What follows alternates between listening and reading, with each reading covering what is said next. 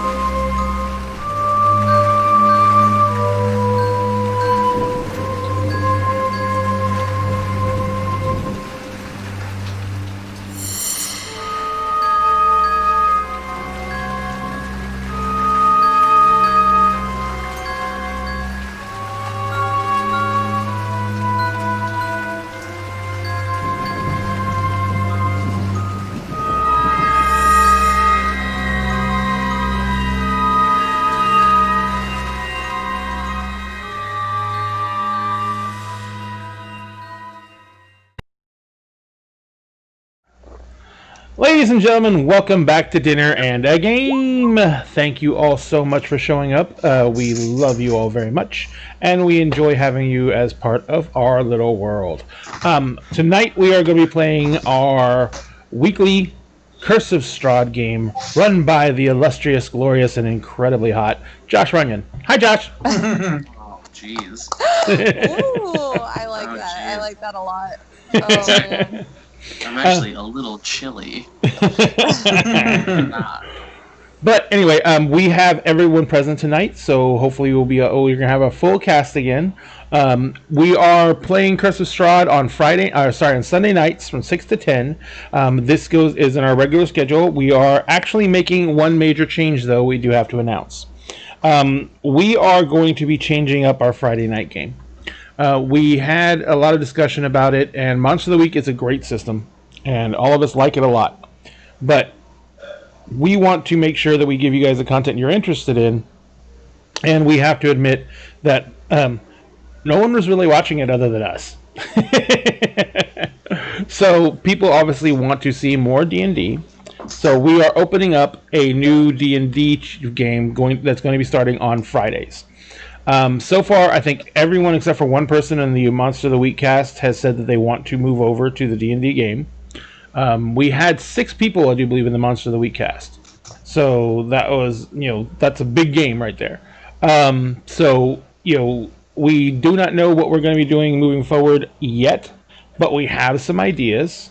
It was suggested that we might do the second part of Rise of Tiamat, which means we'd be starting out anywhere from 7th to 8th level, and we'd be playing the second half of Rise of Tiamat, which, as anyone who's ever played Rise of Tiamat knows, the second half of Rise of Tiamat is where all the action is. That's where you start actually getting really involved. But we're still discussing that, and we've brought up someone brought up that they wanted to try and play something else, which is still is not really D&D 5e directly, but it is D&D related tangentially, because it was a game that was released way back in 3.5. It's a world called X-Crawl, and it is a very interesting world. It's still in release for Pathfinder, and not Pathfinder 2nd Edition, regular Pathfinder. So we're talking about what we want to play. We should probably, you know what? It would probably be even more interesting. We could also put this out there onto the Facebook page and Twitter, and see what everyone wants to see played. But we are definitely going to be doing another 5e game. So that will be starting next week. We might take 1 week off just because we need to decide what we're doing. And if we open it up to the audience, we might want to give them a little bit of time to vote. But that'll be starting at the earliest next Friday, but probably the weekend after that. We will go ahead and be bringing that up on Facebook and bringing that up on our Twitter handle, which is Dinner Underbar Game, and we will begin those discussions with you all. But other than that, we do have to go over the fact that we are still doing our campaign to reach 7K followers on Facebook. We have a contest going for that, where we're giving away all these minis that you see scrolling past on our little screen there. All those minis that you see are going to be 3D printed and given out as one big gift package. Now, these giants that you see here, they're on 75 millimeter bases, so they're huge monsters. The things like the Yeti and are actually large scale monsters. The heroes you see are all on the standard 28 millimeter bases, or 28 millimeter, and you could also see that we have the Grave Golem. That thing is massive. I don't even know how to describe it. It's huge. So it's a gargantuan monster. But anyway, we're going to be printing all those out and giving those away as one prize to one person the moment we hit 7K followers. Now, Jessica, you told me just before we logged in, how many are we at right now?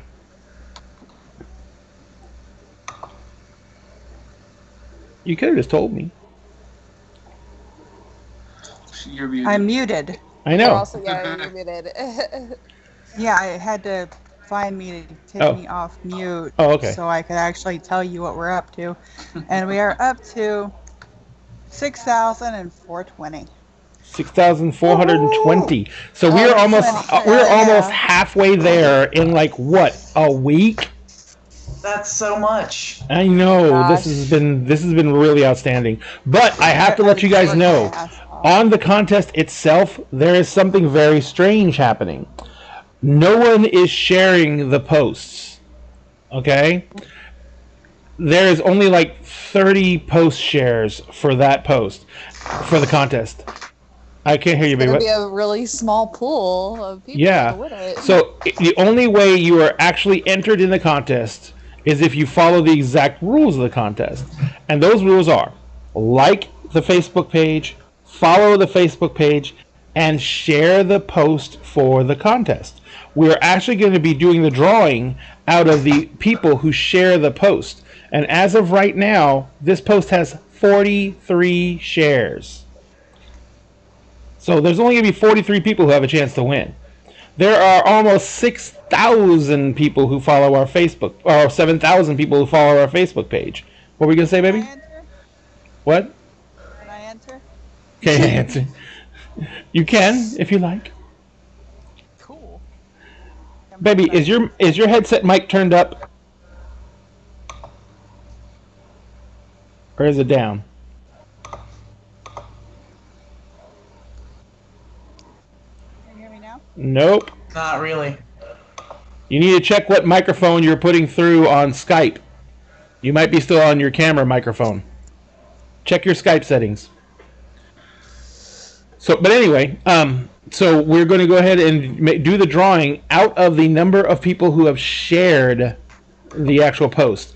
And you got to remember, at least 3 of those shares are me as Dinner in the Game sharing it out. So there's only like 40 entries right now. And this is like a cool $200 worth of minis, guys. So, you know, if you don't want to enter, cool. You're going to make a very few people very, very anxious for a little bit because they know they have a really good chance of winning. But other than that, make sure you enter. We're also doing a contest to get us to 200 followers on our Twitch channel. And for that, same basic principle. Share the post on our Facebook page, follow us on Twitch, and you'll be entered to win. Now, to share the post, of course, you probably should be following the Facebook feed and everything else like that.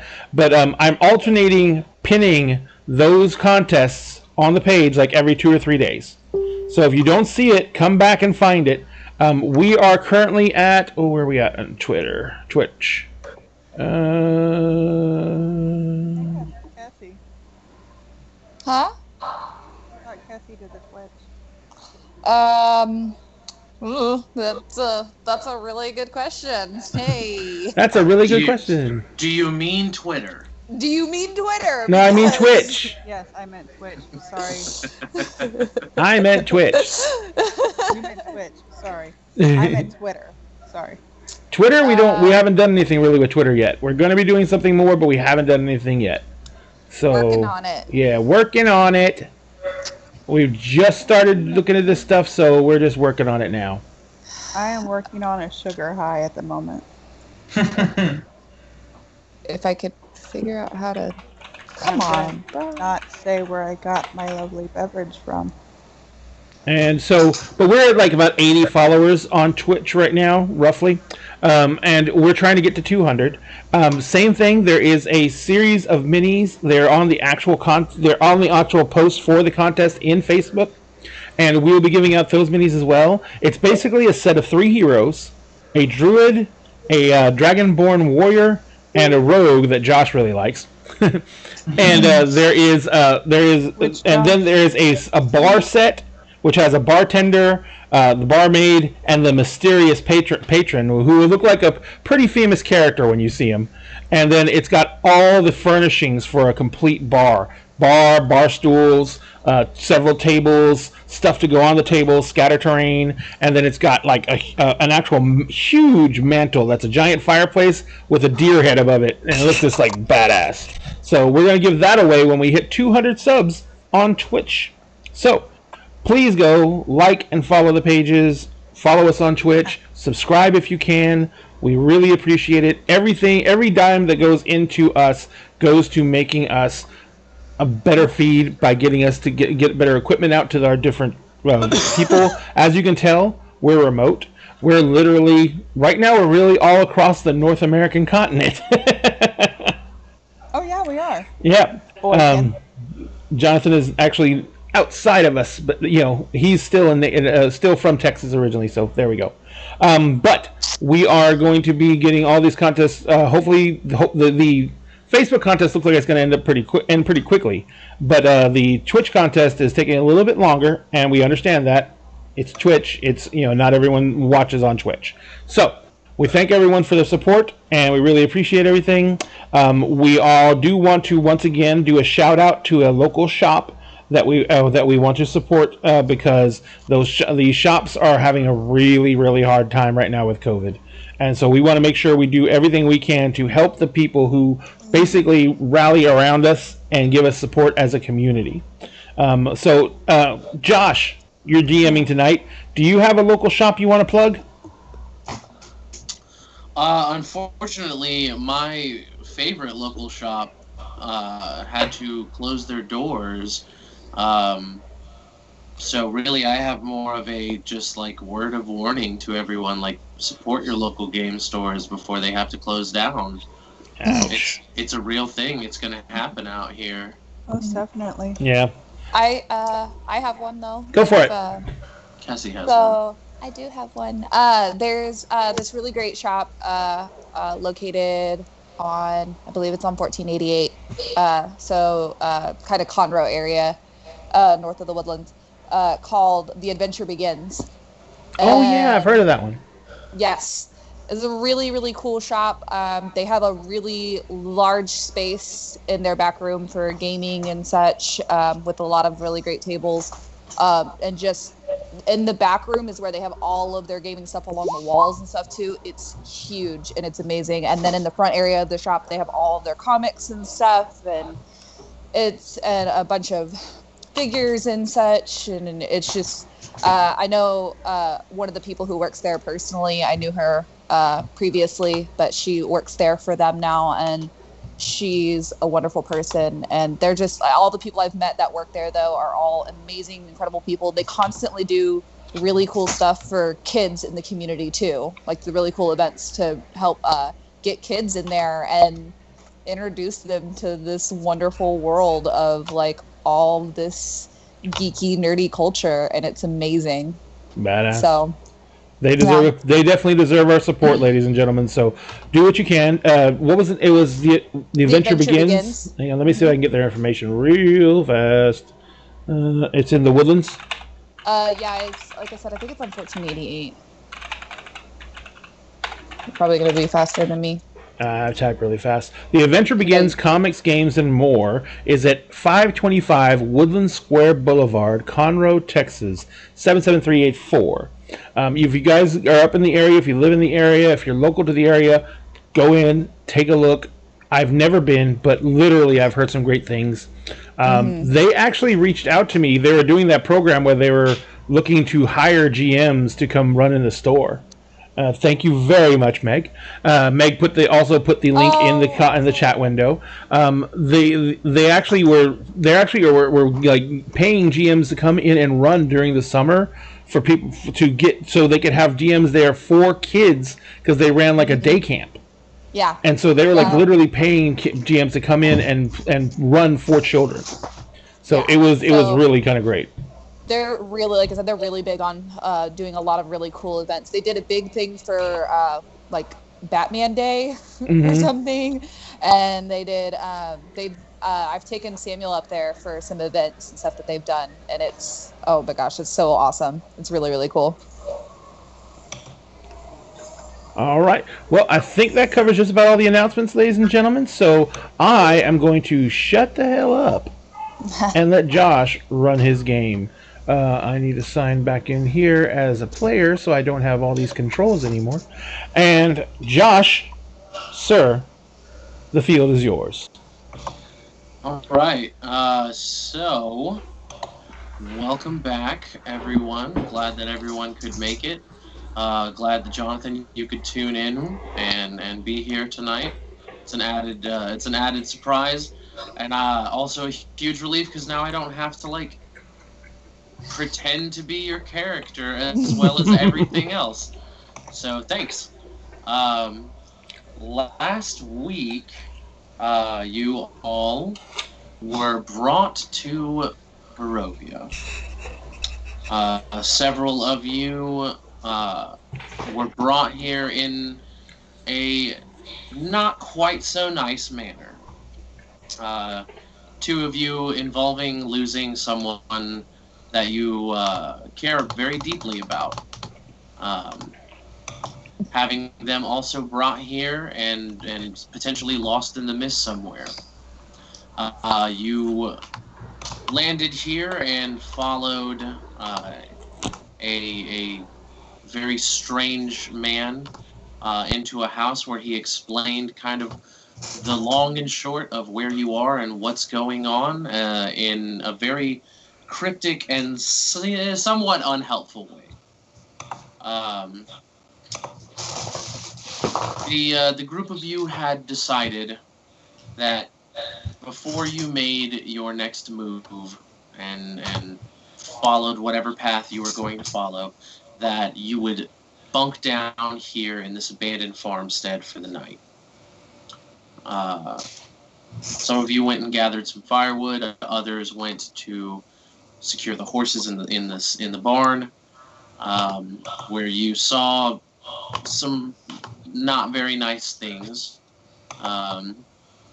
And after getting everything in order, you went back into the house and began to wait for the night and set watch. As night had finally fallen, and about an hour after sundown, just before everyone was settling in to go to sleep, the group was alerted by the sound of the horses crying out in fear. That is where we will pick up. So the four of you, Kilrim, Lorelei, Trey, and Eric, you are in the farmhouse where you have barricaded the doors, the windows, and just kind of hunkered down. I know that we hadn't exactly established who was taking what watch yet, so I will say that all of you haven't started the process of the rest yet. So everyone is still awake. No one needs to be woken up or anything. But you hear this rolling thunder kind of sweep across the sky, and you can hear the sound of the horses neighing in fear. What do you do? I'll go check that out.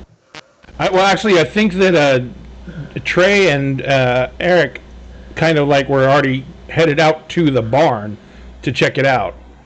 Oh, okay. Like, or was it just me? So are all of you able to see the screen on Roll20 that is the layout of the farmhouse? I can see it. Okay, can you access and control your characters?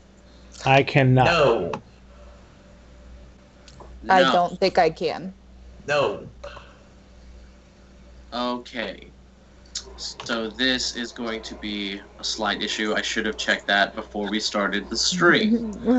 So go into each character, and where the little the edit function is, there's a little thing where you can give control to the different items. Yep. You just gotta double check and make sure that we all have control. Yes. I don't know if this is also important right now, but I can see all the bad guys on the map. Yep. Yes. Yeah. So basically, as soon as you guys get outside, this is the scene that you see. I just gave Kilrim control of Kilrim. Yep. And it looks like this one is Eric, so I will give that to you. Apologies for not having this done sooner. It is okay. You're still perfect in my eyes. Thank you. I appreciate you. I love you. You are my sweet boy.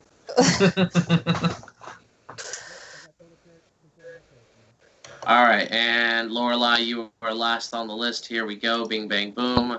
Everyone should be able to have control of their mini and whatnot. Of course. Hey, check that out.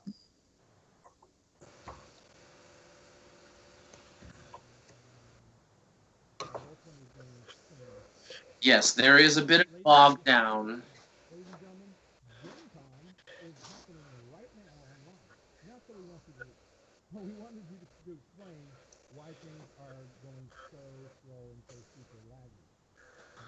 what's happening right now, and we understand that Roll20 is a huge sponsor of Gen Con this year, and is basically running almost all their online events. Now we know that they bumped up massively the amount of servers they have. They are running like something like 20 servers right now. I think you said 60 when you checked. Yeah. Even with that many servers. Ray, they're saying they can't hear you. Can't hear me at all?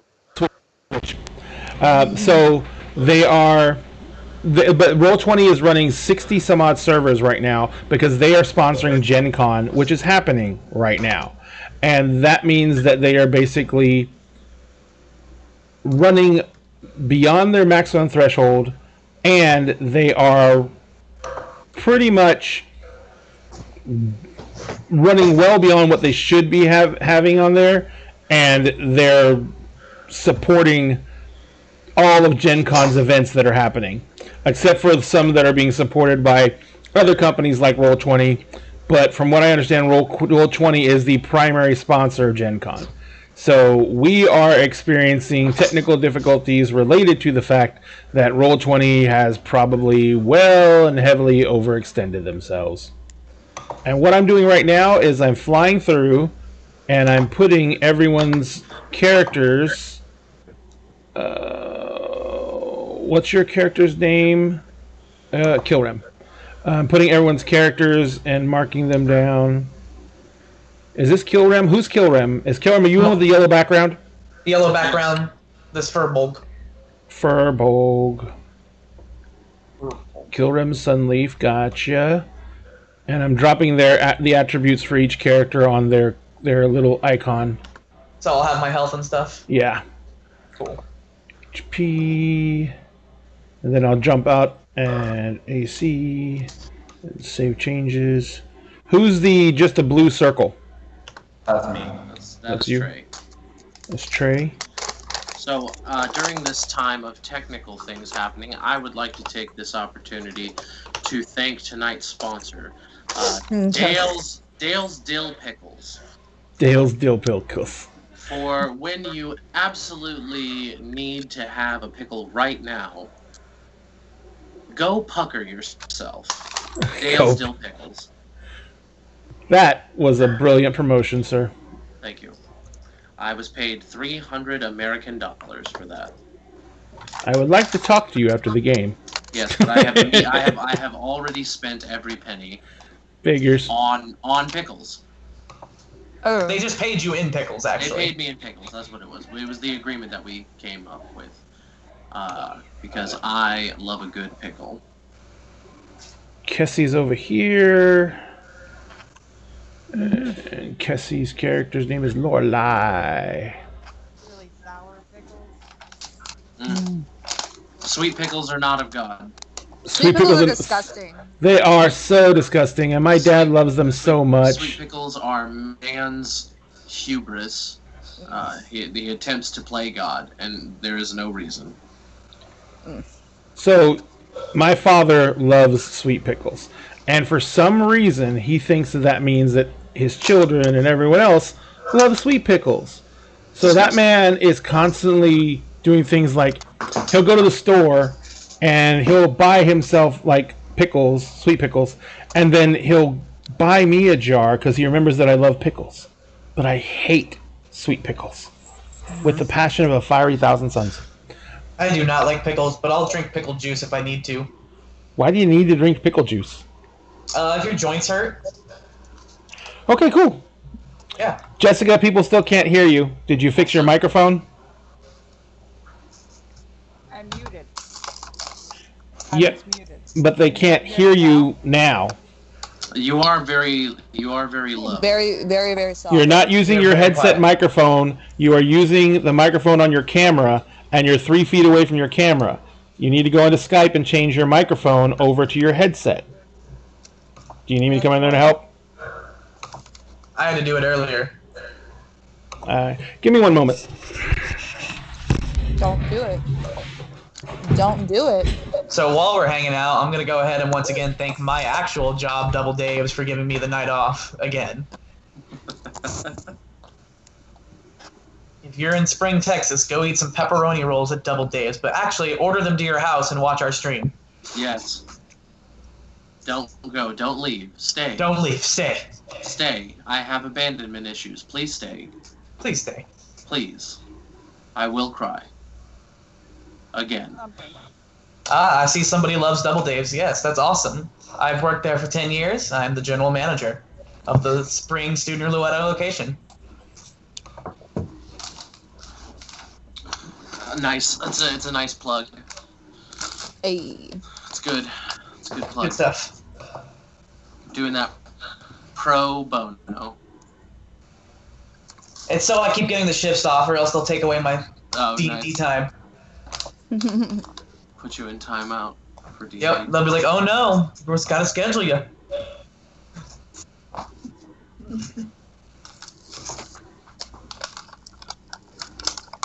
Sorry, the Disco Daddy, I gotta stay in Spring. I just love my town. Actually, I love the people here. I gotta reset my computer. I'll be right back. Absolutely. Just All the technical issues. a myriad of technical issues. I grew up in Like- Spring. It's a nice area. It's cutesy. My only technical issue is my cat won't stop messing with my cords. Oh god, Yeah. if I let my cats in here, they would go crazy. I might let them into guest star eventually and let them do a little dance if they'll let me. We got a fat cat. Oh, and Josh Can you disappeared. hear me? Yes, we can hear you really good. They can hear me really good. Oh, I don't know about the chat though. Let's find out if the chat can hear you. I can hear you.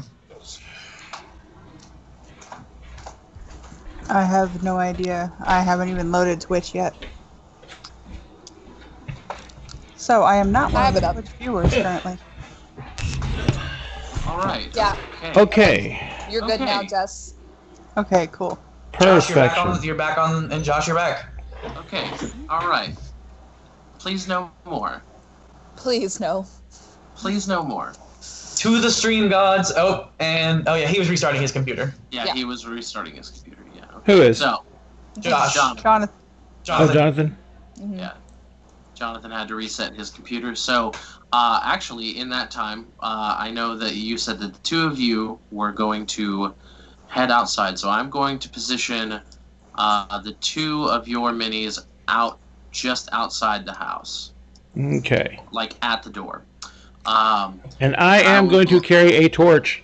I will explain what is seen.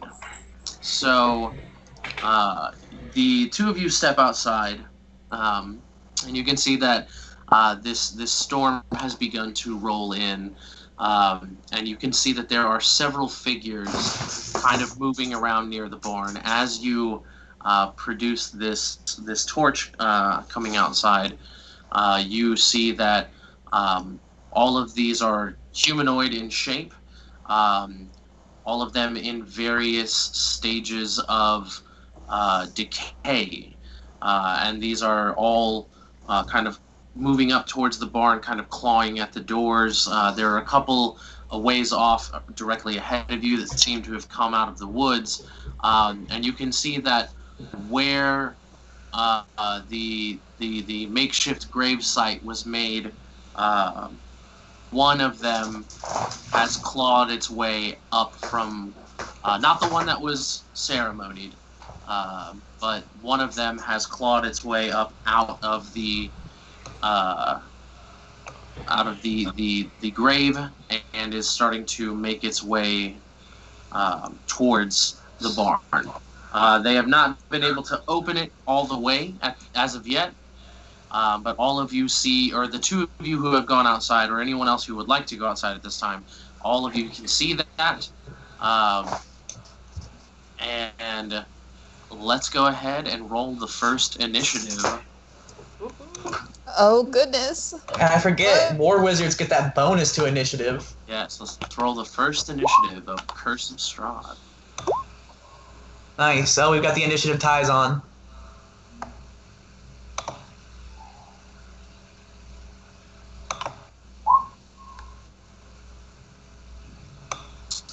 So, it does not look like it has auto set you guys up in there. No. So, I'm just going to go through and do this the old-fashioned way. Drag and drop, baby. Yeah.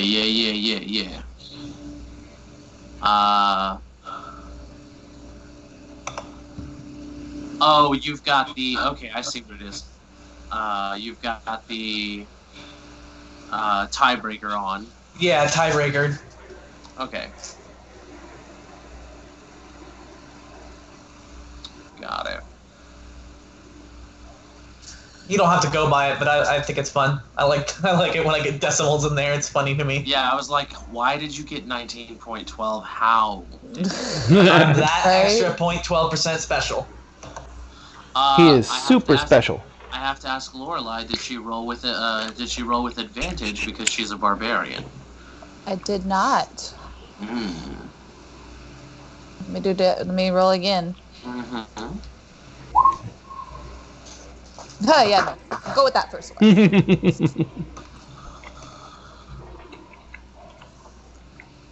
Whoops. So, I am insanely speedy.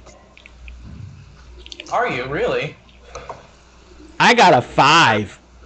Oh, you're being sarcastic. Mm-hmm. I don't know why did it do this? Okay. That's why. I went through and typed it in, but it didn't. Alright. And for some reason, my zombies one didn't show up. But that's okay. You know when they go. Yeah.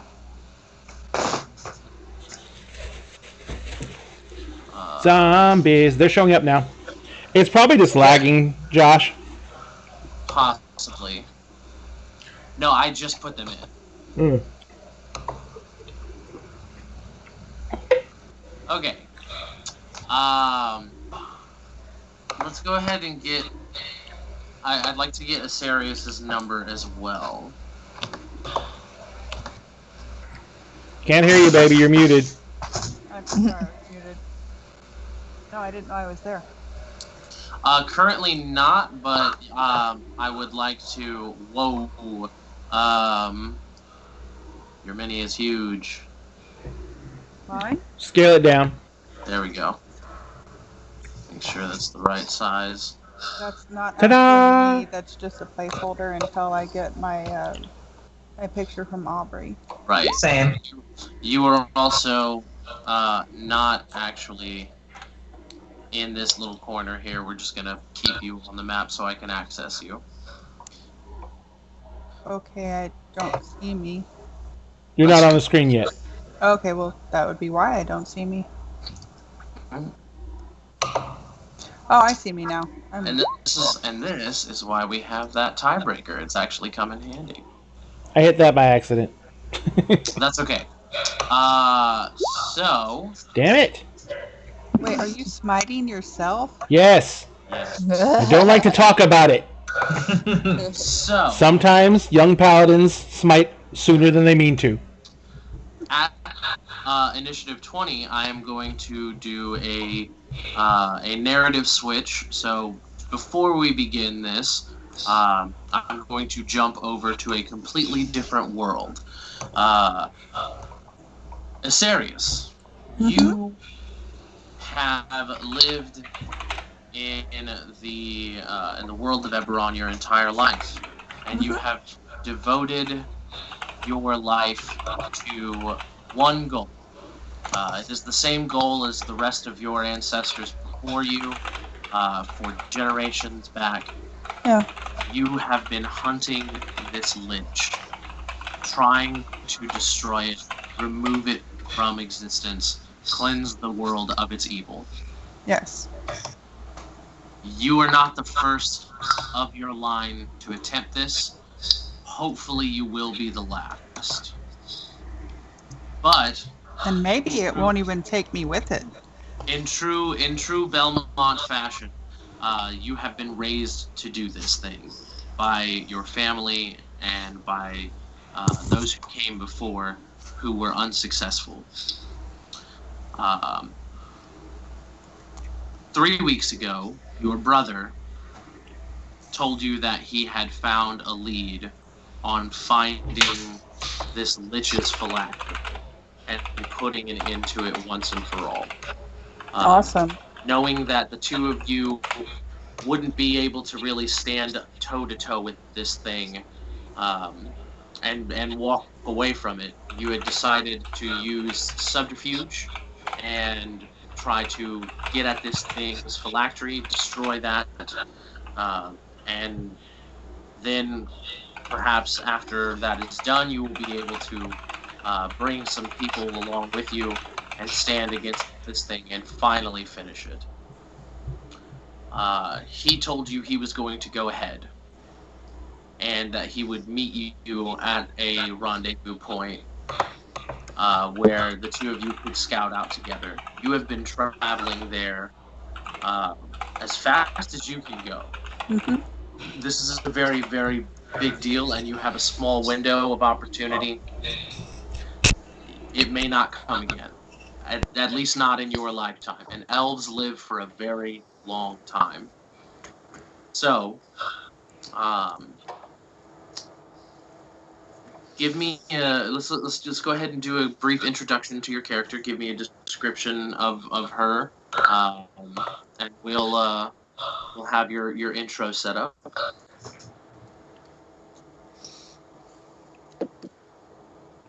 Yeah, it's okay, no pressure. I had just put that entire handful of fries in my mouth when he said that. It's all right. So I was like, fuck. Dinner I and don't- Dinner and a game. Everyone understands. Or they should.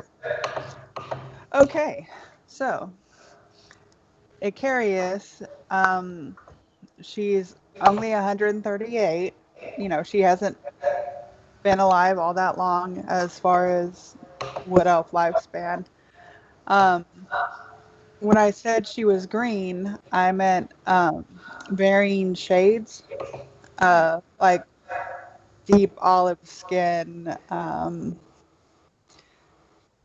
She's obviously lived her life in the sun, so definite tan going on like that. She's wearing leather armor, which she made herself, but it's still really good armor. So, don't judge her. She has her mother's wooden shield. Her mother did not get even close to the Lich before she was taken by her. Lich has been haunting my family because originally she was part of my family. Way back there. But that was way back there. Anyway, my hair, I would say in certain shades it could be black, but in bright sunlight you could see the tints of green. Very green. Frumpkin wants petting. Get the top of the head. Always. Frumpkin, there you go. He likes that. Anyway, she's not skinny. It's just you can tell she doesn't sit around and put on a whole shitload of weight because she's always on the move. And she has made it her life's goal to hunt down and finally kill that Lich. I'm currently just trying to follow, I guess, for lack of a better word, the breadcrumbs my brother left for me. Okay. I am going into an area I am unfamiliar with, but I trust him. So, the area that you have arrived at, it has been absolutely ravaged by the presence of this Lich. You being a druid, you have a very intense and deep connection with nature, with the earth. And it feels really icky around here. Yeah, it is. This place feels unclean. It feels All kind of ill. It feels wrong. Like it feels like even the land itself is crying out for you or Oh, just someone, anyone to relieve this suffering. You are. I would say you are. You get the sense that you are about half a mile away from the exact point where he told you to meet you, or to meet him, and he is most likely waiting there, and he's most likely going to be hidden from sight.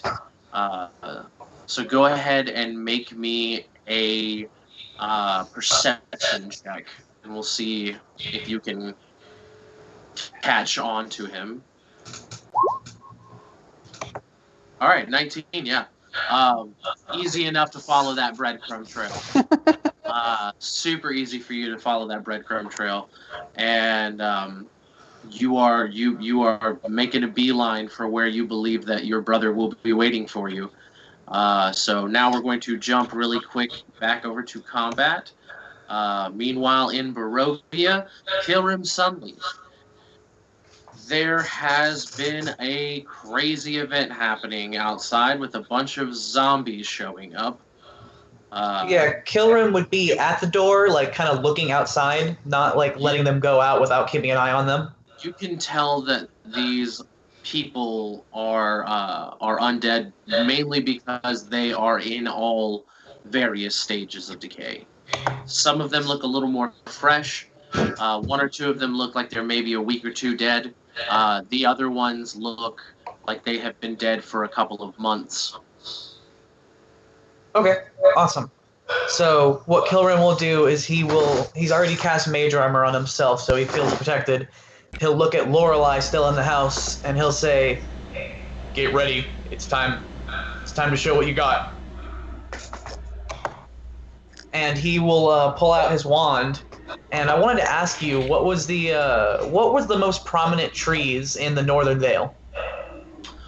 In the Vale, it's a lot of evergreens. Okay. So it is. It's most likely going to be pine. Pine. Unless you would have gone out of your way to like find something more special and exotic, it's most likely going to be a pine wand. Yeah, it would be a pine, but it would be a burnt wood. So it's burnt wood. It's wood that he got from the remainder of the forest after it was burnt. All right. So he pulls out his wand and he opens the door, and he will make his way just right over here, using 20 feet of movement. And then let me just do some measuring real quick. Oh yeah, plenty of space. Cool. And he will trace the conjuration. He will touch the conjuration rune on his wand, trace it down the path of offense into the section of ice, and cast Ice Knife on this zombie. Oh wait, let me... This guy right here. All right. So let me roll for that. At first level.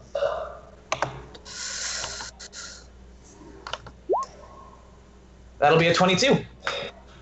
All right. And now I know Ice Knife does like a burst thing, right? Yeah. So let me read it. So you create a shard of ice and fling it at one creature. On a hit, it takes 1d10 damage, piercing, which I rolled 1 on. Mm-hmm. And then that explodes, and each creature within 5 feet must succeed on a dex save or take 7 cold. All right, and that includes him, right? Each creature within 5 feet, the target and the creature, yes. Right. Okay. So. Oh, whoops. I did the wrong thing. There we go.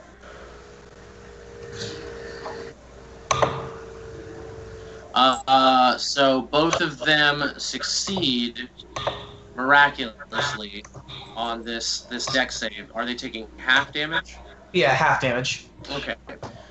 So you conjure up this ice. Oh no, they take no damage. I take no damage. Yeah, it says or take 2d6 cold damage. Okay. So never mind then. They take no damage. The guy He just takes the one piercing. The initial, yeah, one piercing. Okay. So you conjure up Ice Knife, and once again, this area is this area is affecting your magic in a very strange way. Normally, when you would cast Ice Knife, it would just kind of it would form this solid ball of water that would form into this dagger-like icicle that would rocket off and explode in a large shard. However, what happens here is that you see that your own your own sweat that you have been kind of feeling very nervous this whole time that you've been here. Your own sweat kind of coagulates and forms into this shard, and it takes a bit of the blood as well from you, from the wound that you had on the back of your head from getting smacked with a rock, and it forms into this crystal, striking this zombie. Alerting the rest of them to your presence. And unfortunately, the rest of the shards rocket off and just kind of strike the side of the building. Damn it. Alright. And I will end my turn. Okay. That's going to take us to Lorelei. Okay. And you've said previously that we're still doing where we can upgrade a bonus to an action, right? Correct. Okay. So I'm going to use both my action and my bonus action. I'm going to shift. Mm-hmm. And then I am also going to rage. Okay. So what does it look like when you shift?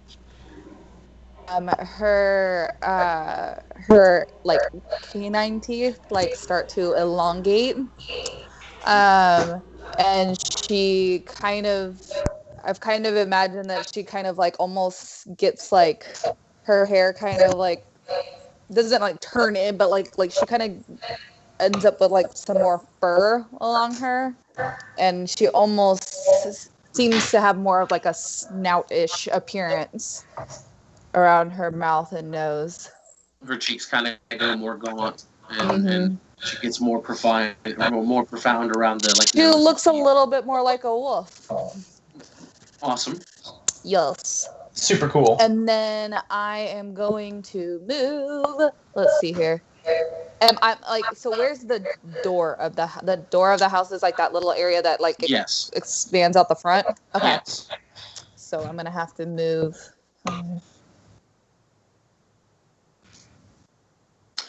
So I originally had you here. Yeah, I know. So take that into account whenever Okay, you yeah. were moving. Sorry. I meant to click there, but I grabbed your portrait instead. I think that would be 30 feet. I know about there. Yeah. Mm-hmm. Okay. So the grid, the grid is a little off, just because this map already had a grid on it. But the grid is behind the map, and it will adjust to your character will like snap into place. Yeah. Okay. So I believe that was about 30. Does that?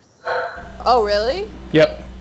Wow. Okay. Then I guess I'll move here. Actually. Stop! Don't do that. Okay. Sorry. And I will hit this guy.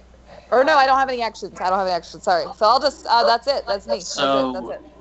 So, the two of you at the doorway, you hear Lorelei just start kind of like almost start to hyperventilate, and she begins to growl. And then this very very different person runs past you, out the door and up to face these creatures. Um, it is quite the sight to see this woman suddenly just become bestial and sprint out the door. I have a question for Lorelai. Does she when she runs in her bestial form, is she running like a person still, like on two legs, or does she kind of get down more into like a haunched, or not haunched but hunched, like almost like crawl run? Like, are we talking like Planet of the Apes 2001 or whenever that movie came out? Kind of with the dog. That's a really good question. I hadn't really thought about it. Actually, I would say yeah. Okay, yeah. So almost as if a different monster comes from behind you, you see Lorelai break off into this crazy run out towards the zombies, and that's going to take us to Trey. Okay. I'm going to say to everybody else, flank them, and then I'm going to move over here. I'm going to get behind the tree next to this, and is there a way to mark a square? Can I mark a square somehow? There's the drawing tool. There's the drawing tool. Cool. All right. Let's see if this works. Right here, I'm casting Prestidigitation to make an odd odor of fresh blood. Okay. So you're trying to like lure them with that? I mean, they're zombies. I'm hoping they're gonna want to go towards the fresh blood. Give me an Arcana check, or we'll say persuasion, or we'll say persuasion, and you can use your casting modifier to do the persuasion, which I think is charisma anyways. Yeah, it is. If you're not proficient in persuasion, but you're proficient in Arcana, I'll let you use proficiency on it. I am proficient in persuasion. Okay. 17. All right. Yeah.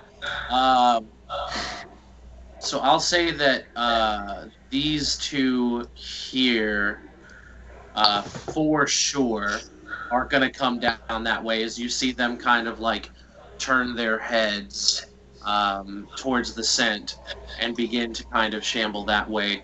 The ones up here are a little bit more preoccupied with the fact that there is a very live, warm body in front of them. But you managed to get the attention of these two. That's at least split them in half. Well, split them in two groups. Yeah. That's going to take us to the zombies, actually, and these two are going to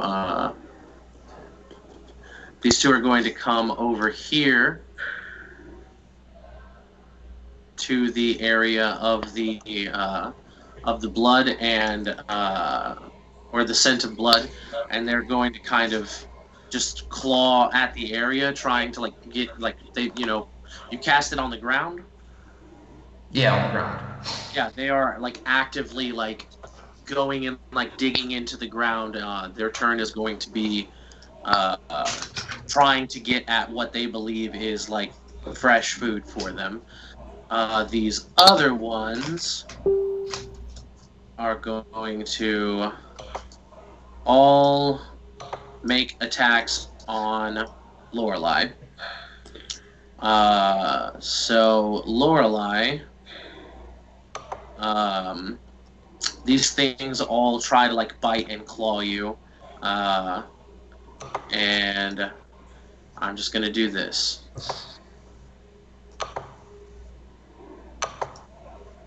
Okay, so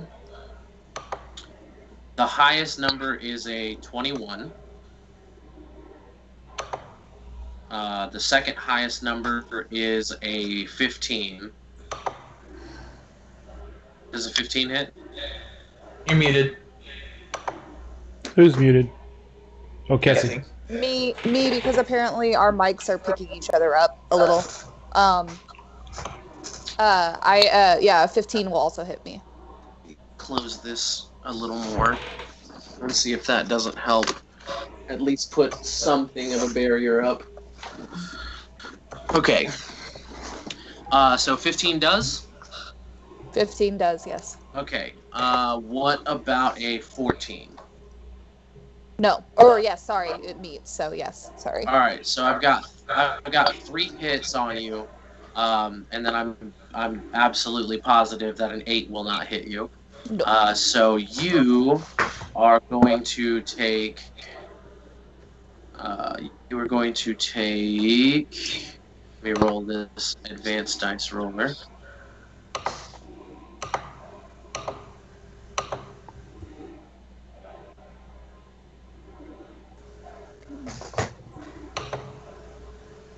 From the bites, you are going to take a total of 4 damage. You are raging now, yes? Yes. All right, so you're going to take a total of 4 damage as these things all sink their teeth into you. Cool. And then for the claws, I've got. All right, so I've got a 21, I've got a natural 20, and then I've got 2 13s. Okay, the 2 13s don't hit. Okay. So for the 21, I'll do this.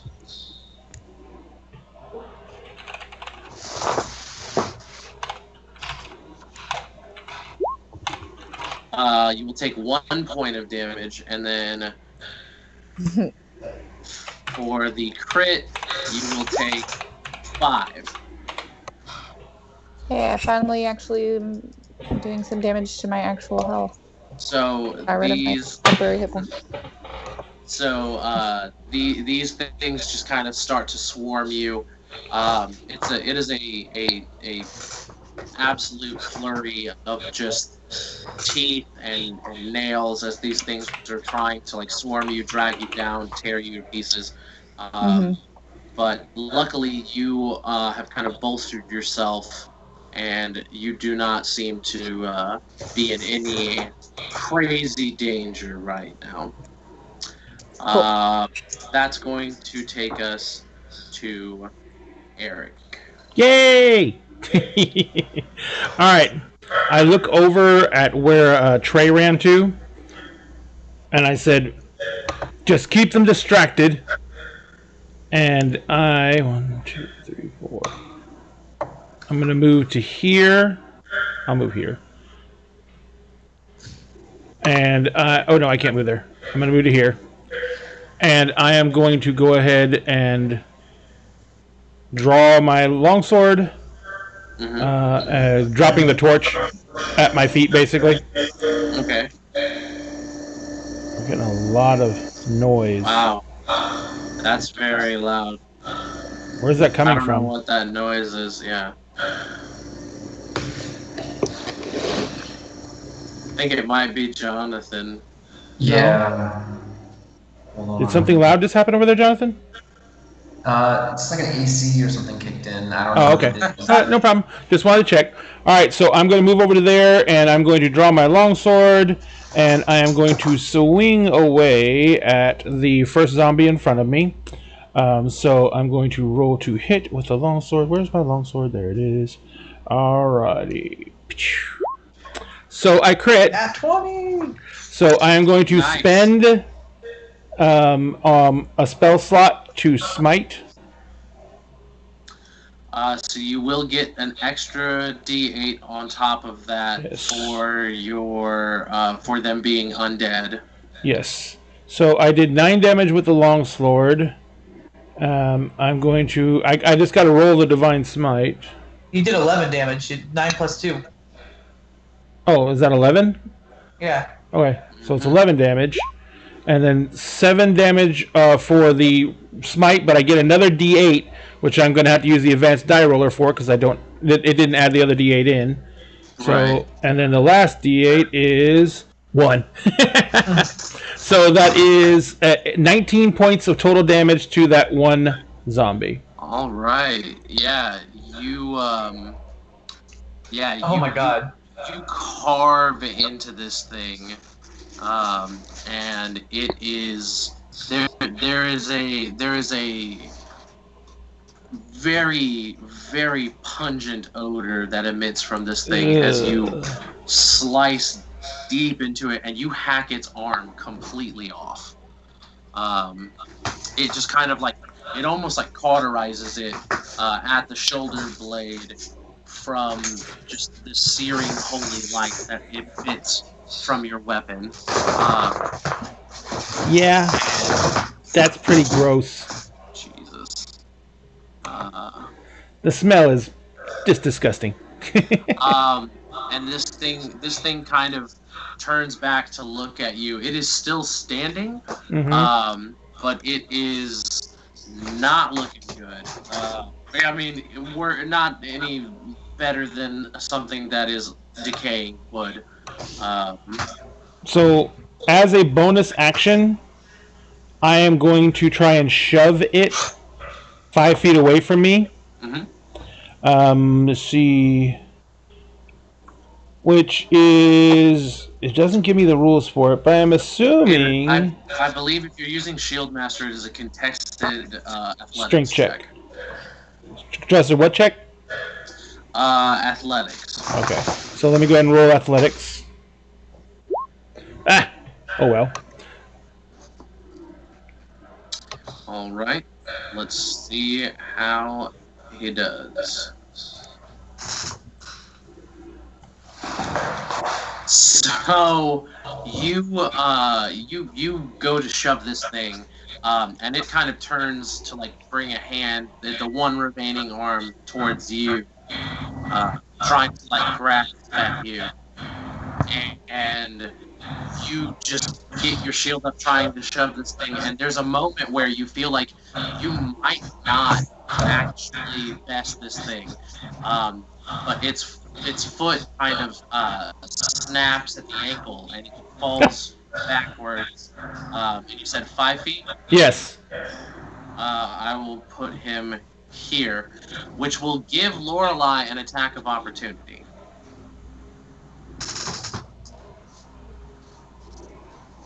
And I realized I was muted again. Cool. So I'm right. gonna try Swing and hit him. with my great axe. Big Did ass it work? axe. It worked. Yeah.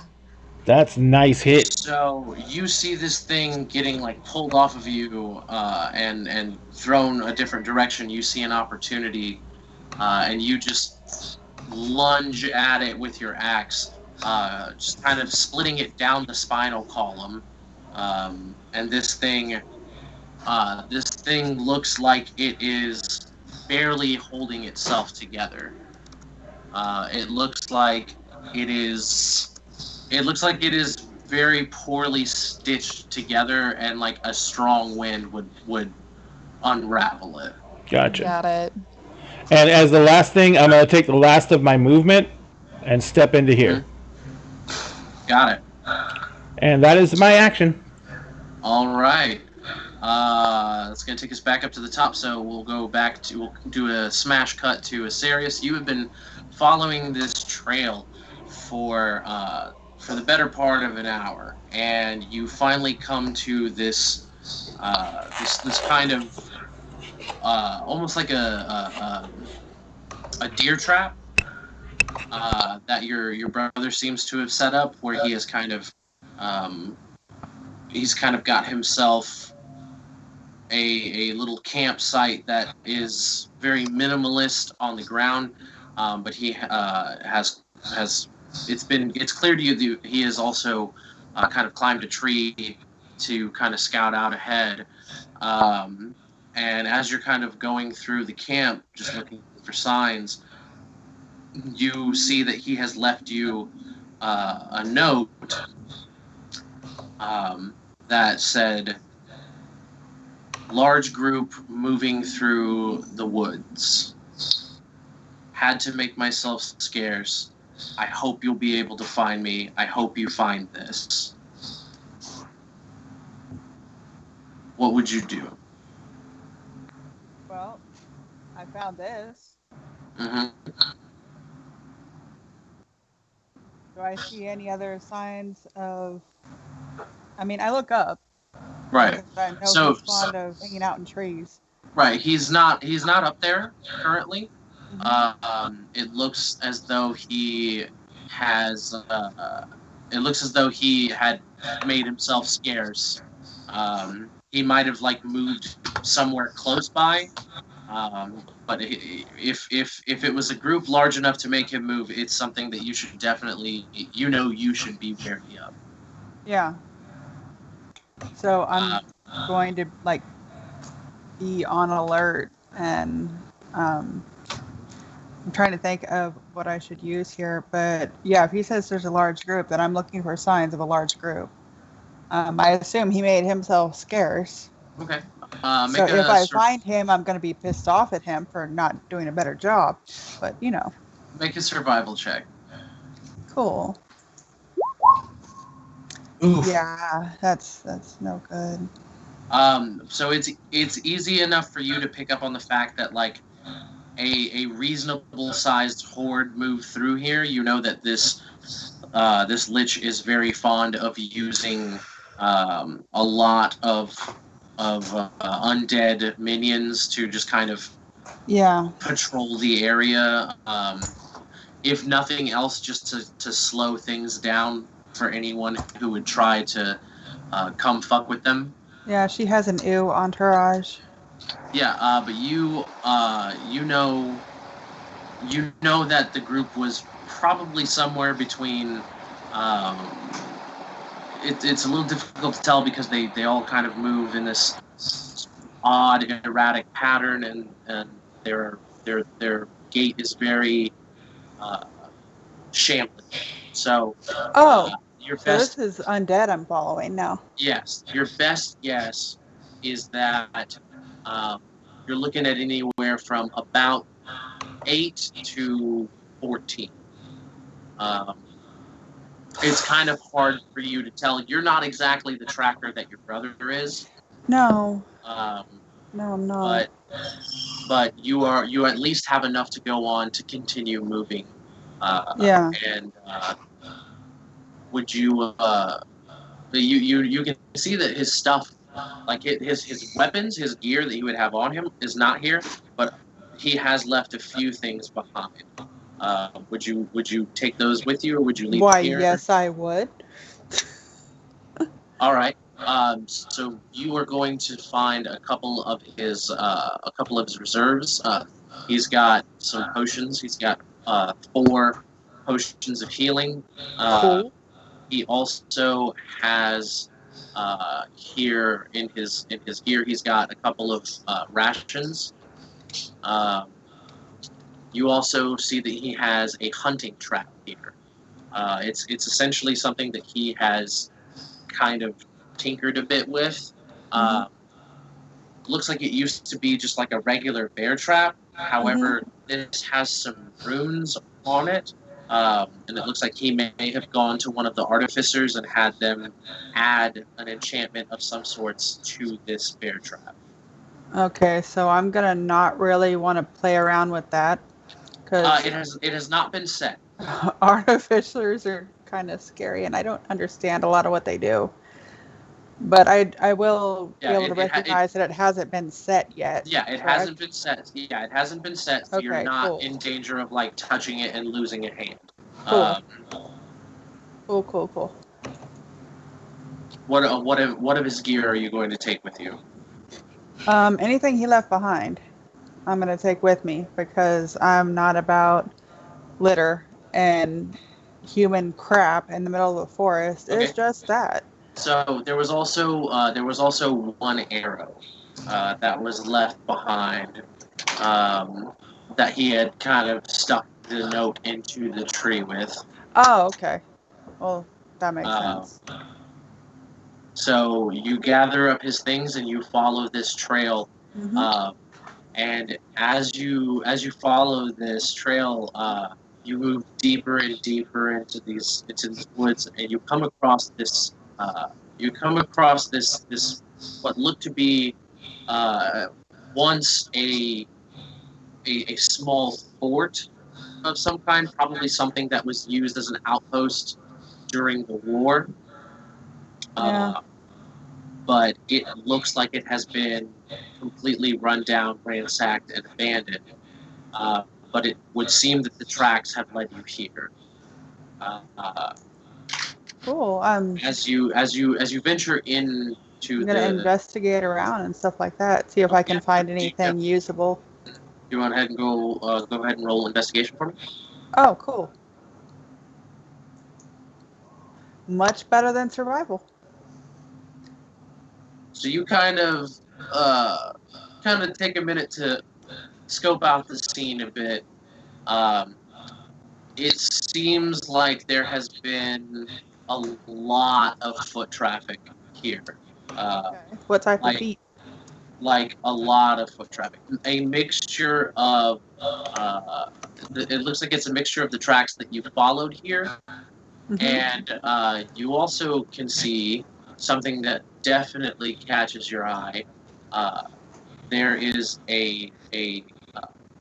ahead of you, there is a hole in the wall of this fortress. Okay.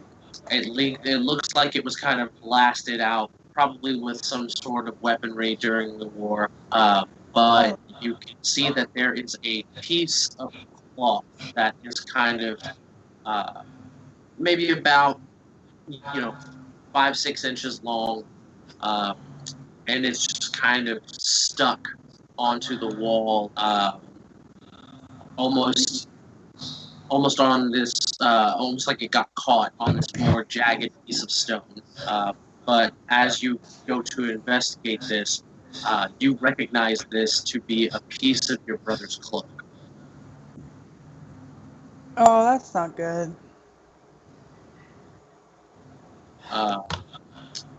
So I'm going to go ahead and jump now back to combat. Kilrim. These two zombies have been lured over by the smell of blood that is now kind of wafting in the air into your nostrils even. And you have seen that Trey has kind of run over and scaled that tree that you were looking at to gather wood from earlier in the day. And these two zombies have just kind of been pawing and clawing at the ground. Lorelei looks like she is still doing pretty good, and now Eric is over there helping. What would you do now?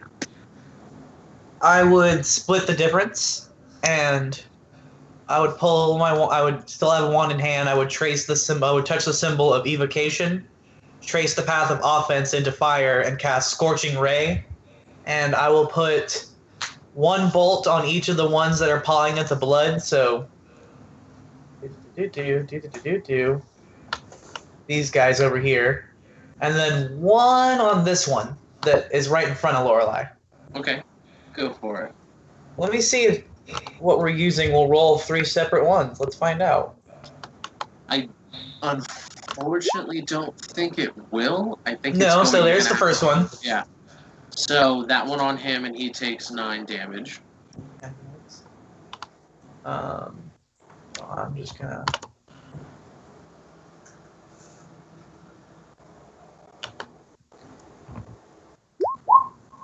Did that just roll +6, or did it give me another Scorching Ray? Cool. Will a 15 hit? 15 hits, and that's on this one here, yeah? Let me see which one. There was the one next to him? Yeah, the one next to him. Okay. That's 9 damage. And then on the one in front of Lorelei, another 15 to hit and 10 damage. Okay, so you conjure up this spell, and these flaming bolts emerge from the end of your wand, and they take the form of these almost child-sized humanoid figures that just kind of scream in agony as they are as though they are burning alive, and they hurl themselves towards these undead. And as they erupt, they just shower and coat these zombies in just waves of flame. Oof. All right, and I will stay where I am. Okay. Lorelei, you are up. I think you're muted again. Yep. Sorry, I was working on that. Okay. I am going to attack this guy, I guess. Okay. I don't know. Did you see which one I clicked? No, you have to kind of hold down to get the. Oh, that There you one. go. There we go. It worked. Okay, I'm gonna attack that one. Go for it. And 11. An 11 will hit. Hey, so 5 points of damage. Now does that include your rage damage? Actually, that's a really good question. It doesn't look like it does. So then I think you can do that on Beyond 20. Yeah, that. I think that's something that you have to toggle. I don't know how to do that. But it should only be plus 2 more. Yeah. Right. So he takes 7 total. instead of. All right. So we'll remember. We'll remember. We'll work on that when it's not like in the middle. So we're not doing more technical difficulty stuff. Right. Exactly. Yeah, because it didn't add my rage damage at all. But we'll remember that it is plus 2 more to damage while you're raging. Yes. And then as my bonus action, I am going to bite it. Oh, that's gonna be disgusting. Oh boy. And that's 8, and then I guess that's still a plus 2 on top of that, right? So Yeah. He's a mouthful of pus. 10, another 10. So you lunge forward and just slash this thing just across its back as it has turned to face Kilram, and you see as you like kind of cut along the shoulder blades, almost like a banana peel, the skin of it, along its back just kind of folds downwards, and you lunge onto its neck and just take a huge chunk out with your teeth. It is disgusting. This Yeah. old, just decrepit blood fills your mouth, and it is sickening. And I need you to make a con save. Ah, great. Yeah, Kilram is disgusted right now. It's the way that I get to hit again. 2 damage. Yeah. Evan it's a is con proud. save. Yeah. So you feel a little nauseous, but you manage in your rage, and this is not the first time you've taken a chunk out of something nasty. Yes. Spit it out. But you manage while raging and still fighting to not get real sick. Yeah. But it is absolutely disgusting. And actually, hold on 1 second, because I think I forgot about something. Okay, so any of my allies have an advantage on melee attack rolls against a hostile creature within 5 feet of me. Just an FYI. Is Sorry, that I forgot while about you that. are While in I'm shifting raging. mode? While I'm Oh, raging. while you're raging. Okay. While I'm raging, because that's part of my rage thing. You're the wolf. You're the wolf totem. Yep. I mean, Okay. it makes sense, right? Well, so I would retcon Ray's swing, but he rolled a nat 20, and you literally cannot go higher. Getting into that, yeah. Oh. So that's why it's good that it didn't actually affect anything yet. But so I'm glad I remembered before. But yes, we will remember while you are raging that you are totem of the wolf. Yes. So is that it from you? Yeah, I think that's it because it's my action, my bonus action, and I don't want to move. So, ah, sorry. Okay. Trey. Okay. As my bonus action, I am going to mark the one that's not got the green on him. Mm-hmm. It's closer to me with the Hexblade Curse. Oh, I'm still on drawing mode. Oops. Take a 5-foot step forward. I'm gonna swing at him now. So.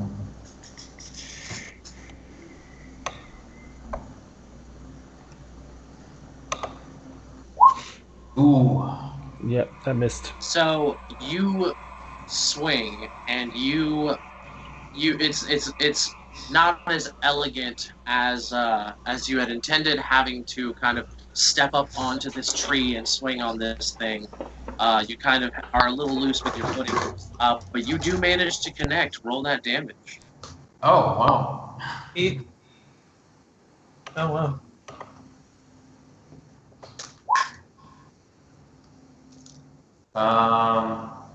That rolled another hit. I think that rolled another. Yeah. Attack. Well, I clicked on the damage and it rolled the attack. Are you using Beyond 20 or are you using Roll 20? Roll 20. Just use the automatic dice roller, or like the manual dice roller then. That's what I'm doing right now. Our proficiency bonus right now is what, at 2? Yes. All right. That is pretty good. I already took, I think, 9 points of damage, so that's not too bad in general. So you hop up and carve into this thing, and you actually chop off its left arm, and it just kind of drops to the ground. And with this dull thud, this it's not a shower of blood, but it's just more of like a slow oozing drip that just kind of begins to move down its body where its arm had been removed. And this thing now is no longer distracted by the scent of fresh blood. It is now fully honed in and tuned in on you. Alright, so now I'm going to finish my move. It's going to get to take an attack of opportunity against me. So 10, 15, 20, 25, 30. That is an 11 to hit you. I am assuming that does not hit you at all. That misses, yeah. All right, so as you move away from it, it just kind of clumsily swings at you with its right arm. Being that it's on the opposite side from where you cut it, it just kind of just swings way too wide. It doesn't even graze off your arm. It's just a almost comically like Three Stooges-esque, just too hard of a swing, kind of spinning it just a bit. But that's it for you. Okay. Or you got anything else? I think you did. Yeah, you did bonus. Yeah, I got everything. So this thing is going to kind of shamble up over the tree here, and it is going to get to right there, coming after you. This one is going to start making its way.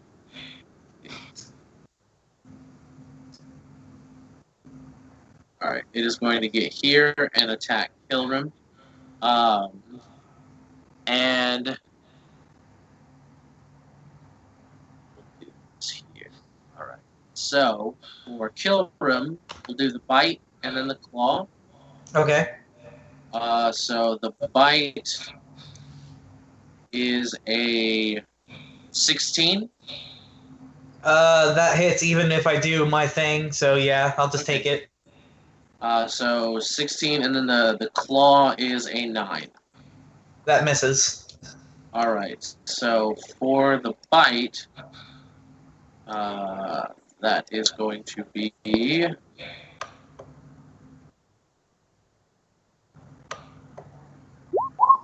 Whoops.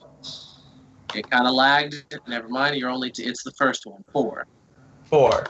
You're taking 4 points of piercing damage as this thing sinks its teeth into your arm. As you're kind of like pushing it back, it goes to claw, and you just are able to kind of keep its claw attack from grazing your chest. Then for up here, we'll do 2 of them on Eric, 2 of them on Lorelei. So Eric, that is a bite and a bite. Oh yeah, I'm gonna move him back here. So Eric, that is a bite and a bite for both of them. I have a 19 and a 21. All right, so for the bite, we're doing that. You're going to take 3 points of piercing damage.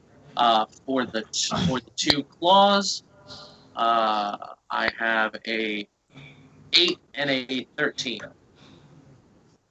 All right.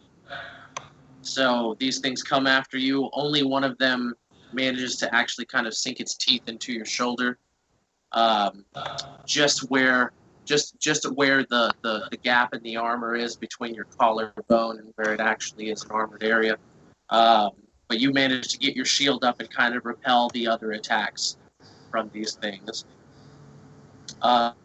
Lorelei, you did not reckless, right? Mm-mm. Okay, so 2 bites. I've got a 20 and I've got an 18. Both will hit. All right. So you're going to take... Oh, that didn't do that the way I wanted it to. Okay, so that's... You're going to take 3 damage because they both rolled a 2 and they have a +1. So that would be 6, halved would be 3. Okay. For the claws... Nah, it's fine. There. For the claws, I have a 7 and a 9. So both of the claws miss. Yes. All right, and that is it for them. Because homie down here cannot get much closer, unfortunately. And that's going to take us to Eric.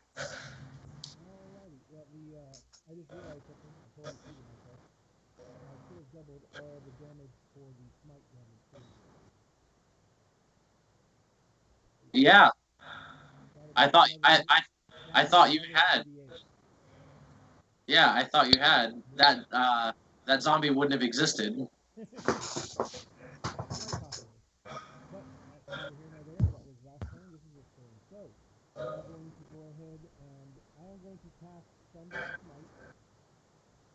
Okay.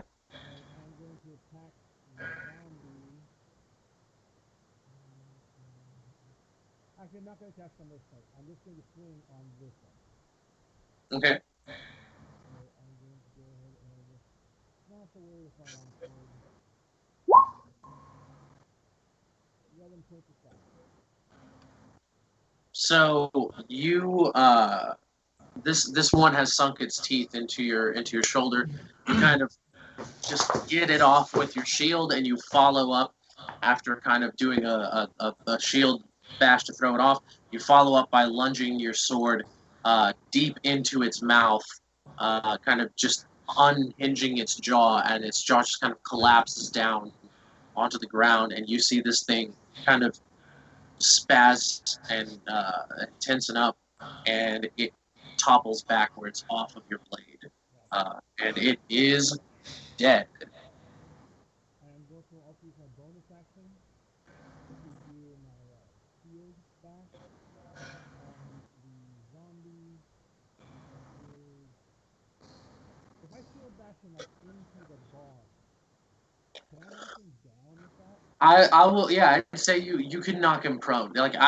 So there's a rule that we do for a different game that I'm in where someone uses their shield bash specifically to knock people prone.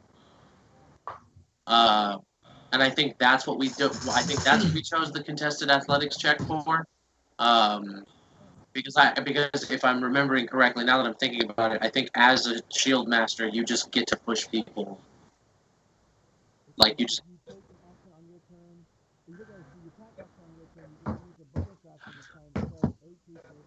Yeah. Yeah.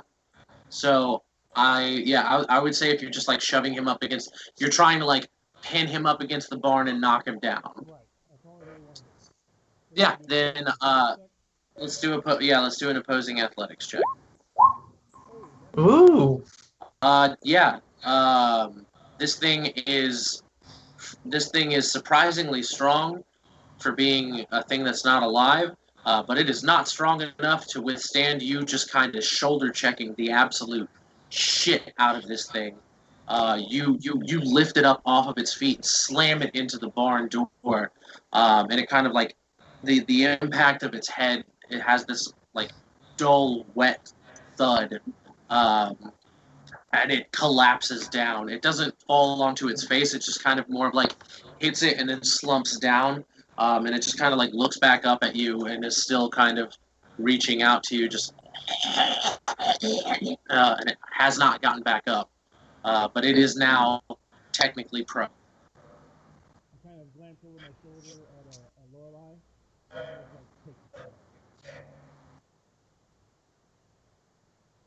All right. That takes us back up to the top. We'll do another jump over to Asarius. Asarius, I would assume that you would follow this trail of your brother's cloak into the Yeah. So you kind of move into the fort, and you realize that this fort was probably used as a place to store munitions. As there is an area underneath, almost like a sub-basement level, that looks as though it would have been used to kind of store a lot of large machinery. It has since been kind of cleared out. There's only a few half-hearted remnants. But you do notice that there is a large stone door at the bottom of these stairs, and that this has led you the trail has led you to here. There is nowhere else that your brother could have gone in this building. Okay.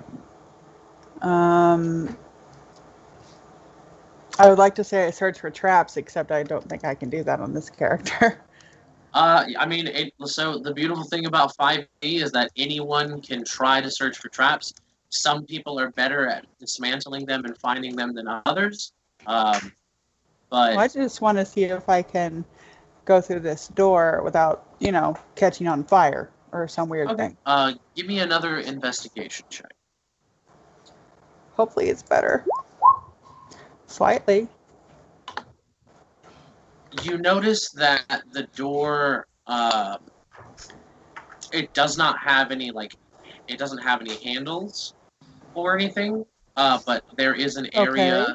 There is an area at the door, that is kind of indented into the door that is in the shape of a palm print, and it looks as though it is like it's big enough to envelop the average elf hand, but it's not so much it's not like a hole in the door. It's kind of like a groove into the door that is in the shape of a palm.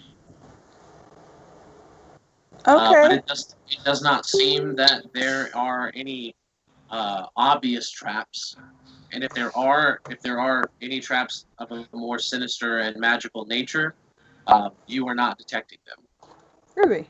Okay, so I'm gonna try and go through the door. And hope to not find my dead brother. So the door does not budge. It does not have any. You also notice the door itself does not have hinges on this side, or really a place where it would look like it would have hinges at all, being as that it is a solid stone door. There is a split down the middle, but it is not something that looks like it opens like inwards or outwards. Okay. Yeah, that doesn't help me at all. Yeah, I have no idea what to do with that one. Give me an insight check. That I am proficient in. Okay. Okay, well, So then you I'm proficient. you kind of stand at this door for a minute, and you're just like, "What the fuck is this? This is obviously a door, but there's no like it doesn't open. It doesn't do like you kind of Well, I'm assuming it doesn't open you from try to this side. you try to push it and everything, and it doesn't really Yeah. do anything. But as you're pushing the door with you're kind of like trying to like pull it apart, push the door. Um, you put your hand kind like not into the groove, but near the groove, and there is a dull light that kind of begins to trace around the handprint. Oh, one of those doors. Okay. And you So think yeah. you think that maybe if you put your hand into this indention, something might happen. Okay, so I put my hand in this indention. So as you place your hand in there, this light kind of traces your hand, um, and a text kind of lights up above it, um, that says that says it essentially says blood of the Yalastra clan recognized, and the door opens and you see into this chamber that is a very twisted and perverse scene to you. It is a laboratory of some sorts. There are all manner of grotesque jars with things being either grown in them or kept in them as trophies, like a pickle jar or something. And A lot of yuck. you can see that there is a lot of dried blood in this room that kind of lines the floors, the walls. Uh, in the far corner of the room, there is a large pile of body parts. Um, and kind of off towards the uh, towards the center of the room, there is a table uh, that is covered by a cloth. There is something on the table.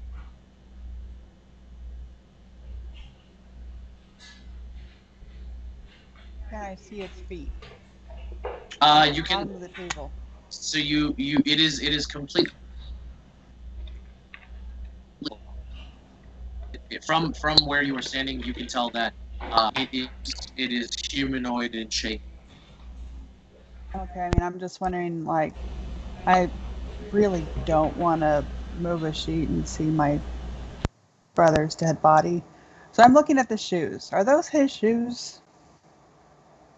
Again, you can't see. You're gonna have to like lift the cloak at least a little. Okay. I don't want to, but yeah, I'll do that.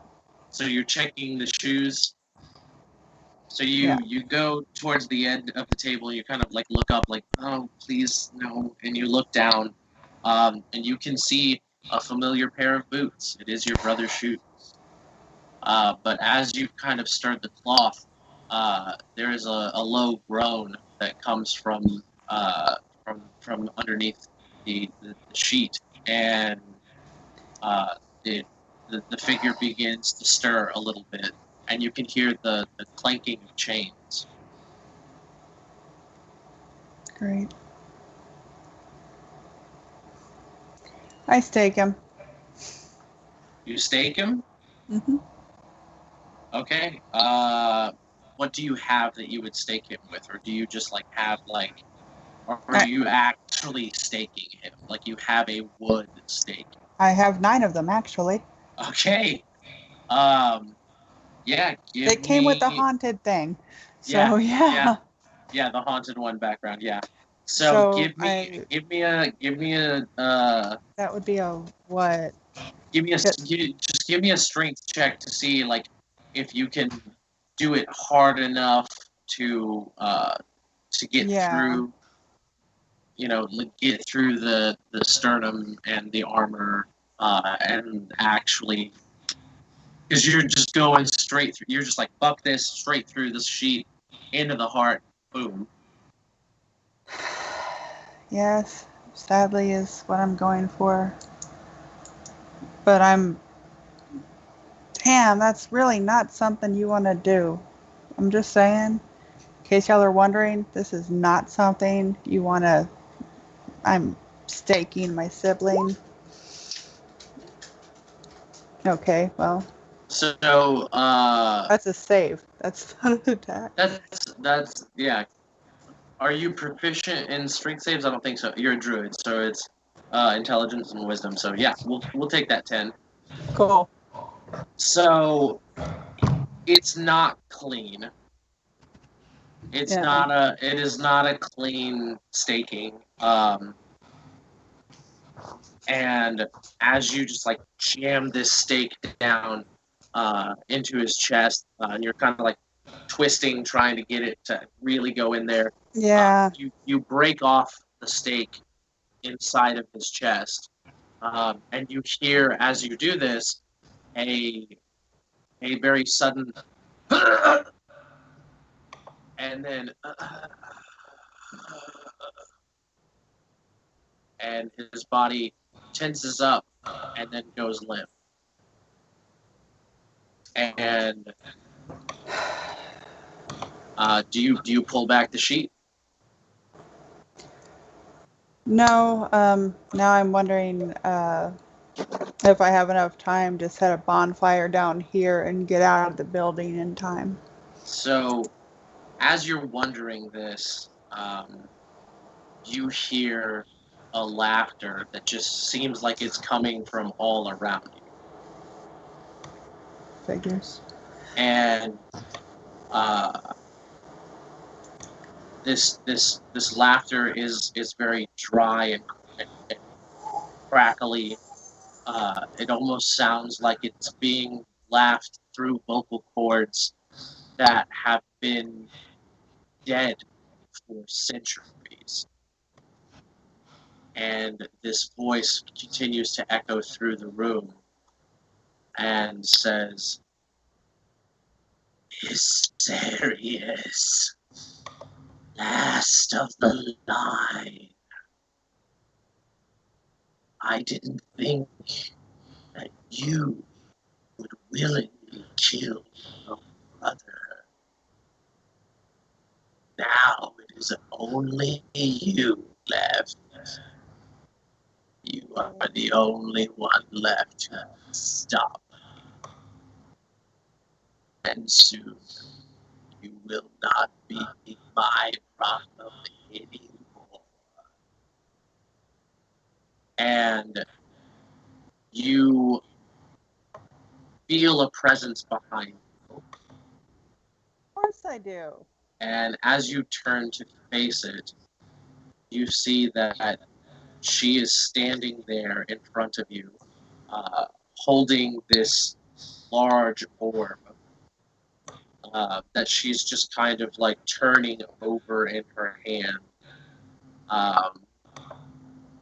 And she begins to speak this old and forgotten tongue. And this large shadow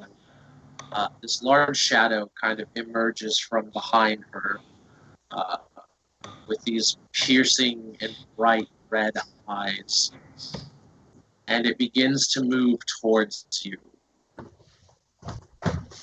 And it reaches out and grabs you by the hand and forces your hand back onto the chest of your brother and kind of holds you in place there. And she outstretches one bony hand and removes his soul in front of you. She pulls his essence from his now lifeless body and places it into a small clay jar. And then she takes the orb that she had been twirling in her hands and crushes it into a fine powder, with you still being held there. And she blows this dust into your face that begins to envelop you in this thick fog. And you hear her say, "A deal is a deal. Take this one as your own, and I shall grant you a piece of my power in return." And you will feel yourself being dragged, just dragged through what feels like very thick, dense mud. And it is disorienting and jarring. And I need you to make a quick wisdom save for me.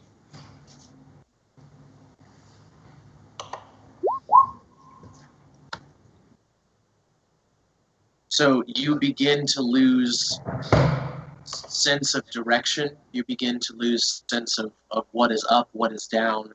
Are you being dragged downwards? Are you being dragged upwards? Are you being pulled to the left and the right? Your sense of direction is completely thrown off, but you manage to kind of like right yourself and balance yourself just a bit. And as you are struggling against this shadow that is just taking you somewhere, you look up to see another figure come running out of the mist and just take this very small vial of something and kind of smash it in this thing's face. And a bright flash of light happens, and this other figure grabs you by the hand and kind of throws himself backwards with you, and you feel the sensation of falling. And this other creature kind of pulls you in closer and tighter.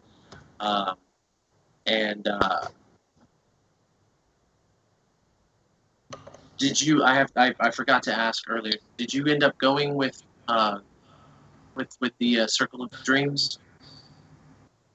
I did. So you do speak. You speak Sylvan. Yes, I did.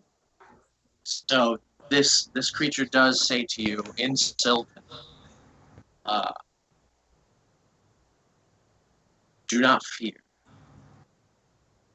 All will be well when we land." And you are engulfed in this bubble, and you continue to plummet and plummet and plummet. And it is what feels like another 10, 15 minutes just straight falling at an absolute ludicrous speed, when suddenly you are on your back in a very strange terrain, hearing a lot of people fighting something. And as this happens, the rest of you on the field can see that as the rain begins to come down from the sky, and the sky begins to kind of open up and just pour down on you, the first raindrop to hit is the size of a person. And this green elf is laying just a few feet away from a lot of people. And Asarius, you are now in combat here. You are in the turn order, and you can see all of this stuff here in front of you. What do you do? It is your turn. Okay. I assume that thing over there is a primal savagery druid. The thing that looks like a were thing. Right. Or it's a were from my neck of the woods. That looks like a paladin. That's a shitload of undead. Mm-hmm. Is anybody hurt? Undead you are very familiar with. I am. Very much so. A few of them look like they've been scratched up, like, scuffed a little bit, but they don't necessarily. Can I tell if anybody is hurt? Or what is your passive medicine? You want me to roll that? No. It would be 10 plus your medicine skill. 6. So 16. I'd say with the 16, like, you can tell when people. You don't like magically know a number because that's very meta, but I'm not you could quite tell. that good. You're not quite that good yet. From how much blood is all over them? But yeah, you can tell when somebody would need like some serious healing. Yes.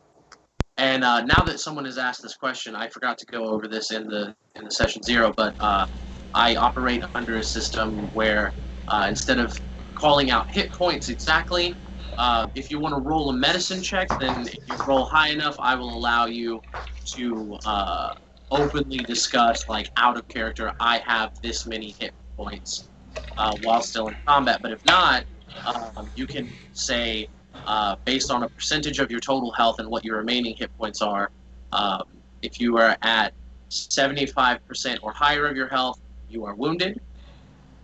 If you are at 50% or of your health, you are bloodied. Or if you are at 25 or lower, you are critically wounded.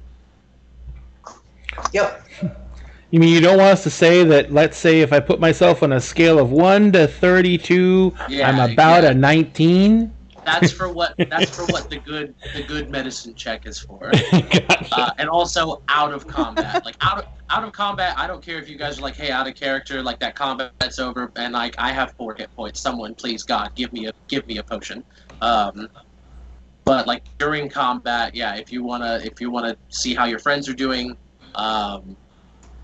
you can ask them based on that scale of wounded, bloodied, critically wounded. Okay, does my and as of right now, everyone as of right now, everyone looks like they are no more than like lightly wounded. Groovy. In that case, I'm gonna go for the one that actually there are none of them that are closer to me. I'm like right square in the middle of 2 groups. This is the one that's the closest to you, or possibly these 2 up here.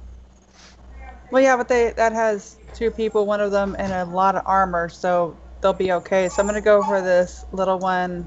Okay, it's not letting me click on it. Click and hold. That one. Yeah. That one. Yes. Okay. I am going to, let's see, do that. So yeah, Thorn Whip 11.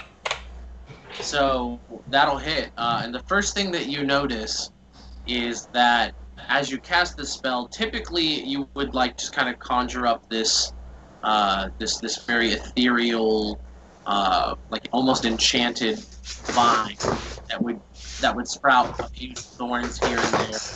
Yeah. And you whip it.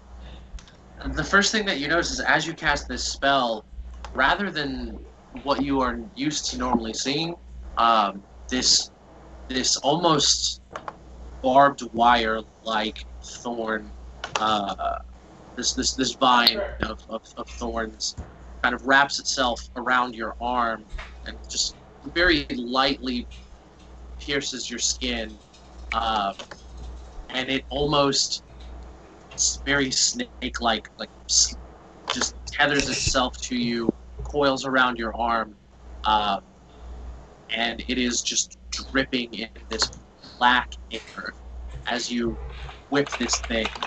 Ew. You connect. You definitely connect to it, and roll your damage.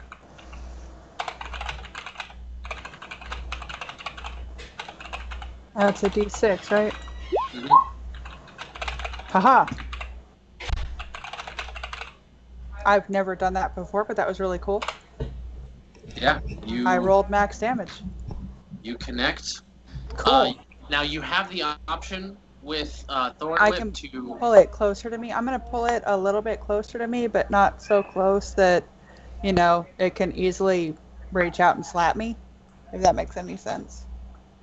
But it will be actually pulling away from that person who is on the other side of it. So, are you moving it the full 10? Yes. All right. There it goes. And Kilram, that would give you an attack of opportunity if you have a melee weapon. I've got my quarterstaff. Or if you, I was gonna say, or if you have a the feet. No.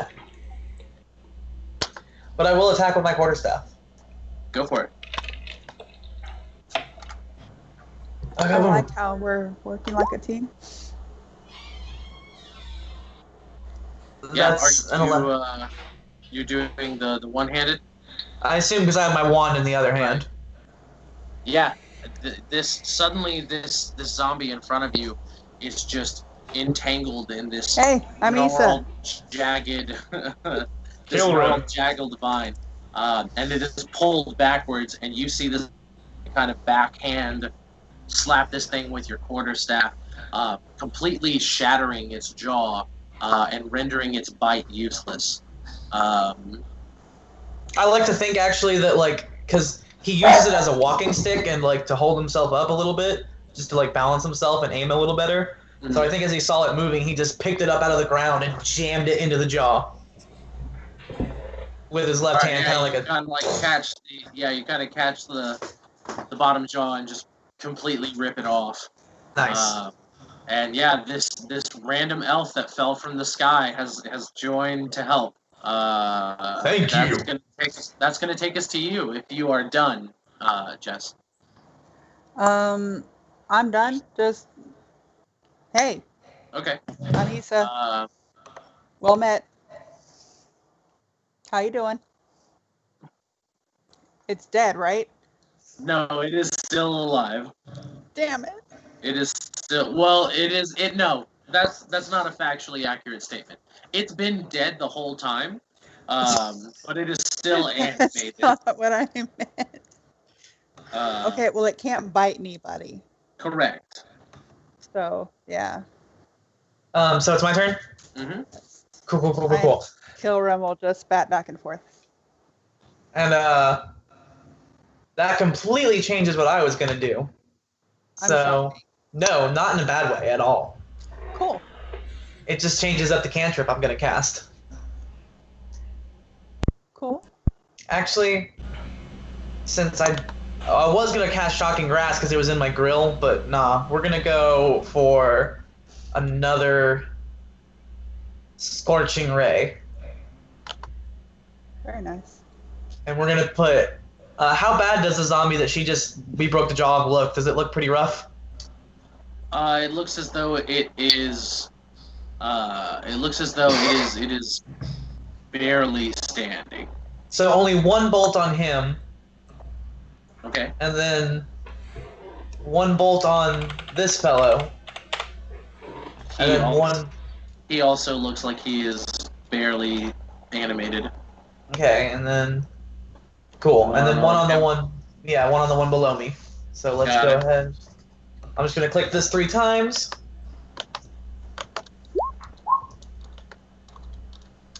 It only registered 1, so the first one is a 19 to hit with 6 fire damage.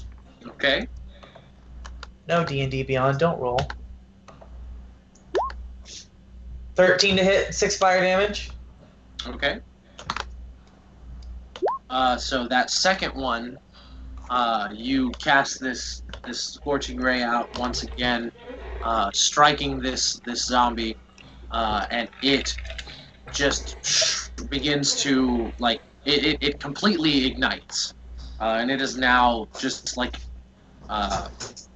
head to toe on fire, and it kind of like swings around a bit and then drops and begins to kind of shrivel up, still on fire. So creating very bright light in this area right here, out to 10 feet. Yeah, so I imagine Killer Him like he jams his staff back in the ground and kind of John Woo style, just like 1, 2, 3. All right, and Doing the this- last one. The last one is the 12 and a Yeah. 6. Got it. So And that's my turn. once again, these screaming humanoid figures emerge in place of the scorching ray and just engulf these zombies in flames. That's going to take us to Lorelei. Yes. Okay, well, since that one that was Yes. in front of me that I was hitting is gone, I'm gonna turn around and get this guy right here. Got it. And I'm gonna swing. A 9. So 9 will hit. Hey! If you would like to swing recklessly, you absolutely could. I Um, could. Ah! Sorry. Yeah, I guess I will. maybe you might crit. Nope. Nope. So But- I'm gonna keep the damage Just from the first one. Yeah, from the Yeah. first roll. But add 2. But yeah, that'll that'll be 9. 9. Yeah. All right. Is it So still? you oh yeah, that one hadn't even been touched yet. You turn Oh, yeah. around and you just bring the Yeah. axe into its gut, and as you tear along its flesh, just a row of intestines kind of like fall out, and with this slosh hit the ground, still leaving a trail up to its midsection. Yes. Ew.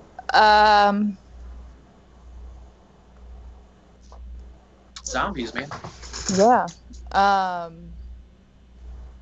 right. So then, yeah, I'm gonna bite it. Gross. I know, but I'm gonna do it as a 12. And So- it's 8 points of damage.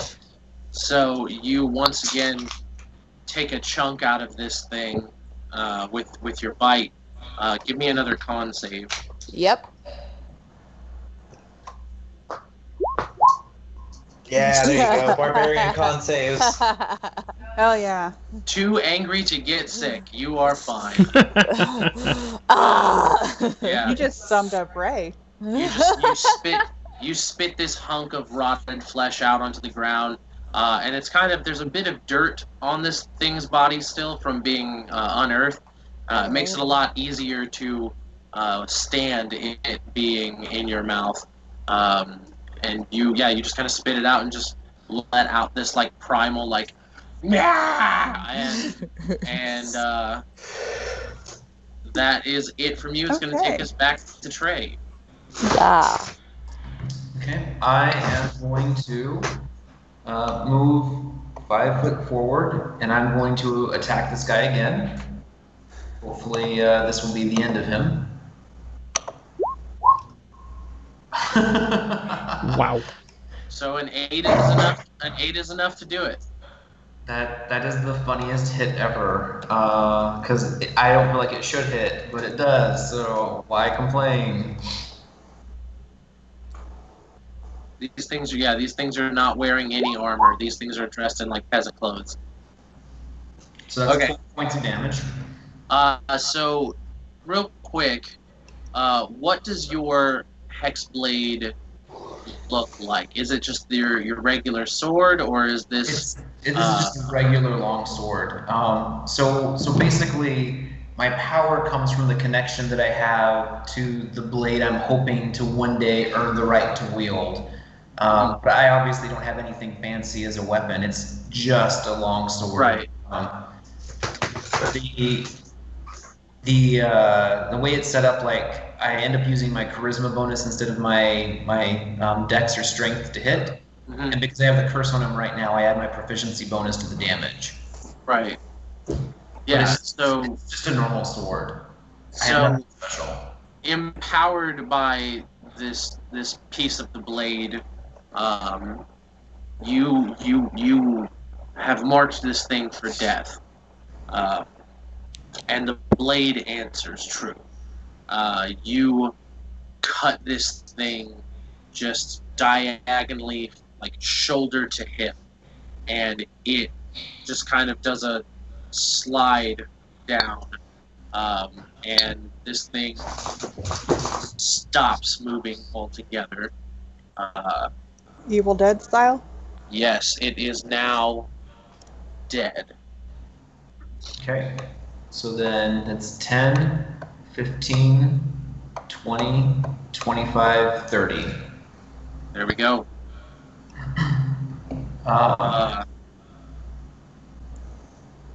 And I'll just tell the group one less.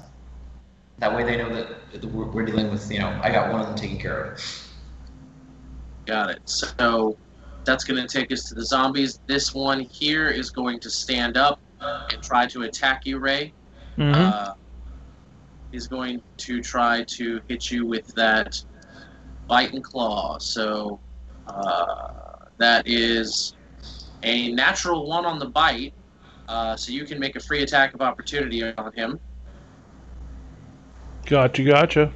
Yeah, he is not quick to stand up. You see this attack coming, and you have your sword at the ready, and you just kind of bring it down, stabbing kind of right down through the shoulder.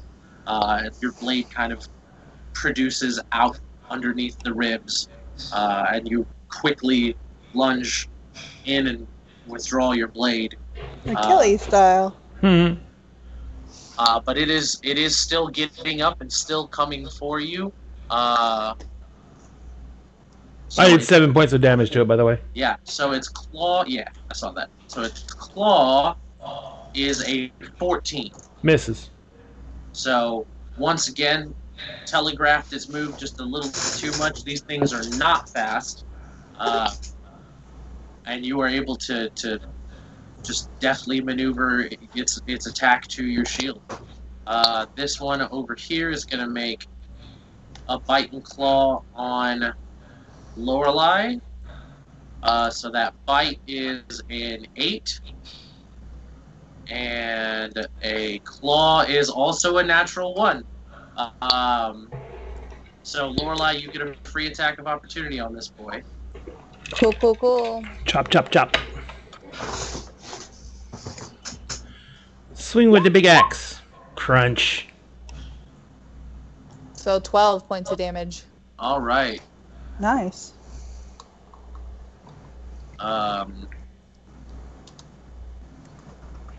So before he can even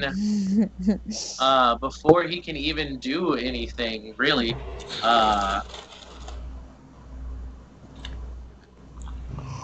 there we go. Before he can really do anything, he comes up trying to bite you, and you kind of like bait him in for the second attack to kind of bring your axe down on this guy. And I assume, as is the rule, hot dog. Always hot dog. Always hot dog. You split him from Always forehead to hot ass, dog. and he just collapses into 2 different pieces. Then this guy is going to continue to move over here, and he's going to try to claw you, but he cannot bite you. So You gonna try and gum me? No, he doesn't have a bottom jaw to bite with, so he's just going to try to claw you. That is an 18 to claw you. That hits. Okay, so you are going to take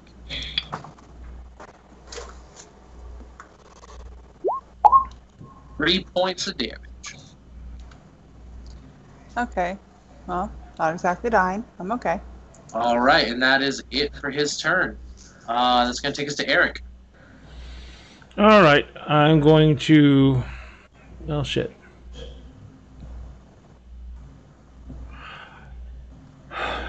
I'm assuming you've got this, and I'm going to move. He gets an A up on me.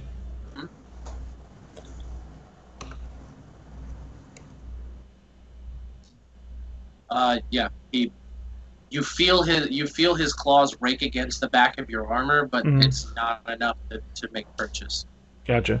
And then I'm going to go ahead and take my attack on this guy. Ooh, where'd my sheet go? Whoopsie. And I'm going to go ahead and use my Divine Smite on him. And it's going to be another spell slot, so bang. Almost another nat 20. So that's 16 points of damage. So you come up and just grab this thing by the shoulder and bring your sword through its chest, and you just kind of channel this divine energy through your blade, and it just kind of just surges through his body, creating these cracks and ripples of radiant light through him, and it kind of arches its back, throws its head backwards, and this holy light erupts from its head and face as it explodes. Because my God, was that overkill? Yeah, I almost had him. I don't know. Well, I had my back to you almost this entire time, so I had no idea what was going on back there. Yep. Cleric? What? Paladin. Paladin. Well, no, I mean, that's just what Issa would think, is that's a cleric of some kind. Just exploded. Not exactly. All right. So, but that is, since I have nothing to shove, that's my action. You can shove the new person. Who Who are you? Wait. So 5, 10, 15, 20, 25. That's my action. You run back. Yep. All right. Okay. That's going to take us back up to the top. Sarius, you are up. And covered in ew. It's just exploded shit all over me. Yes. Gross. Grody boy. Yuck. Okay, there is still one undead left. Yes? Yep. Mhm. Okay. I'm trying to see if I'm close enough that I could do the same thing I did before on it, but I think I need to move up. So, shit. Yes, I want to do my Thorn Whip again, but that's 30 feet. Well, move up. Can I? I'll measure. Yeah, Oh, no. fine. You're in only there. 20 No, I feet can away. do it from here. Yeah. Yeah. So I'm gonna hit it from here. Ew, ew, ew, ew, ew, ew, ew. What was that? That's me hitting things because it's gross. Ew. Ew, ew, ew. Did you cast Did Thorn you Whip roll it? yet? I thought I did, but apparently Nope. I did not. It did Sorry. not. No, it's all right. Ta-da! Oh yeah, So- that'll hit. Roll me that damage. Sorry. Okay, well, So I'm assuming that you're pulling it 10 feet again. yeah, I'm pulling it 10 feet toward me, All right. So which this will. should open up an attack of opportunity this for will- those two. Yes. It'll give well. Here, Not for me. that's 5, 10, yeah. So it won't give an attack of opportunity for Eric, but it will for Lorelei. Okay. The person I still think is a primal fury druid or something. 15. Yay! Yeah, 15's gonna hit. Where? No. 24 to Oh, 15. hit. No, 15 points of damage. Yeah, 15 points of damage. Yeah, 24 to hit. Yeah. No, absolutely. It makes a very true connection. You chop at this thing as it is dragged towards her away from you, cleaving off from like almost at the collarbone, cleaving off its right arm entirely.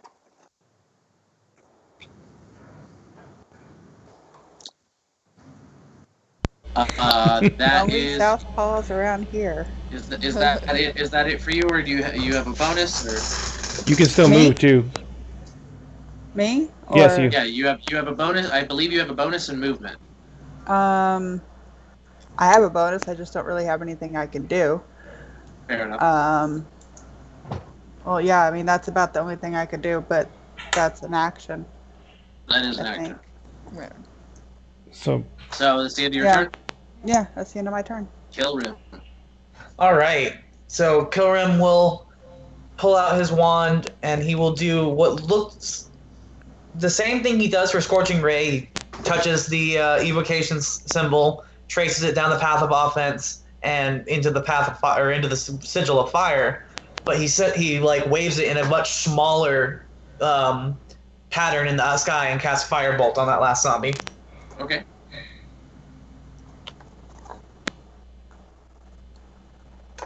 Uh, 17, 7 damage. So your firebolt emerges from the tip of your wand as this completely engulfed flaming skull that just rockets itself into the face of this undead, and as the jaw clamps down on it, it erupts its face and head into flame, and this thing topples backwards and onto the ground, dead. And you have successfully survived your first combat encounter in Barovia. Great job, guys. One down, several more to go. Yes. And with that, I am going to have us take a quick break before we get back into introductions in character and some RP. So that way we can all take a quick bathroom break, get a drink, do whatever we need. Thank you very much. We will be back in 10 minutes. So it's 8:21. Expect us back on the stream at 8:31. And and we will continue the journey through Barovia.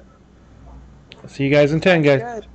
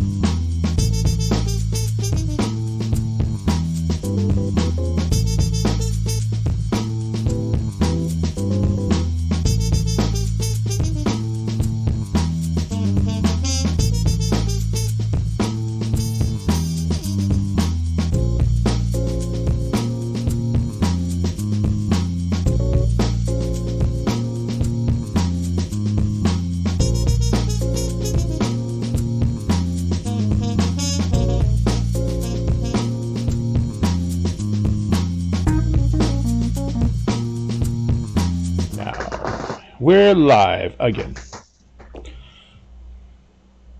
All right, we're live. Yep. Excellent. Hey guys. All right, welcome back. So we had just left off with a rather intense encounter of several walking corpses coming to hurt and kill whatever they could, and also a strange green elf had fallen from the sky. It is now pretty heavily raining out here. That torch that you had dropped at your feet has now been extinguished by the heavy rain. Kilrim will use his wand that is still out, and once again he will this time. He will put it on evocation, but trace it on the path of utility and touch the sigil of just outward, and dancing lights will come around and they'll go around and light up everybody's different areas. Okay, so these glowing orbs emerge to light up the areas, and they take the form of these spectral, almost these almost vaguely furball shaped. They're very small. They're all still very small. They're vaguely shaped like Kilrim, but they all look like they're in various stages of dying. That's lovely. The light is still a thing. It's still there. I think that was the last of them. Who are you? The new one. New one. Issa. Issa. I'm Kilrim, and these are your new friends. Hi.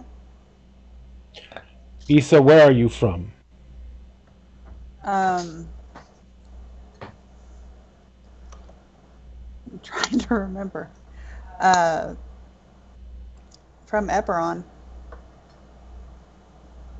Where is Eberron?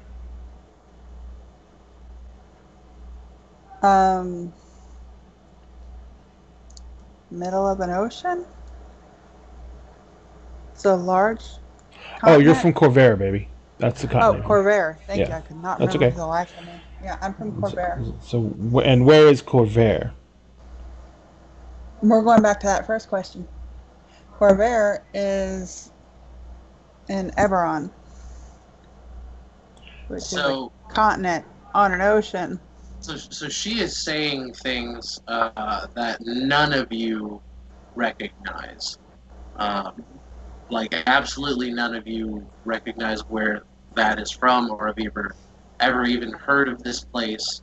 And so it is very apparent to you now, all even more so if it wasn't before, that this place is not tied to anywhere in particular. It is able somehow to touch different worlds. Where are you from? Also from Waterdeep. Okay. Are all of you from the same place? No. We come from No. a land different than them. I'm from the Northern Vale in Perennia. Okay. And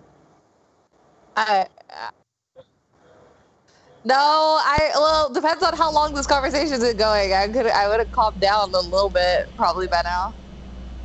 Because that only lasts for a minute, I believe. One minute, yeah. It only lasts for 1 minute, so. Yeah, and your rage goes away if you haven't hit anything or been hit by anything. That too. So. So I'm pretty sure I would have calmed down a little bit by now. I'd probably be breathing kind of be like,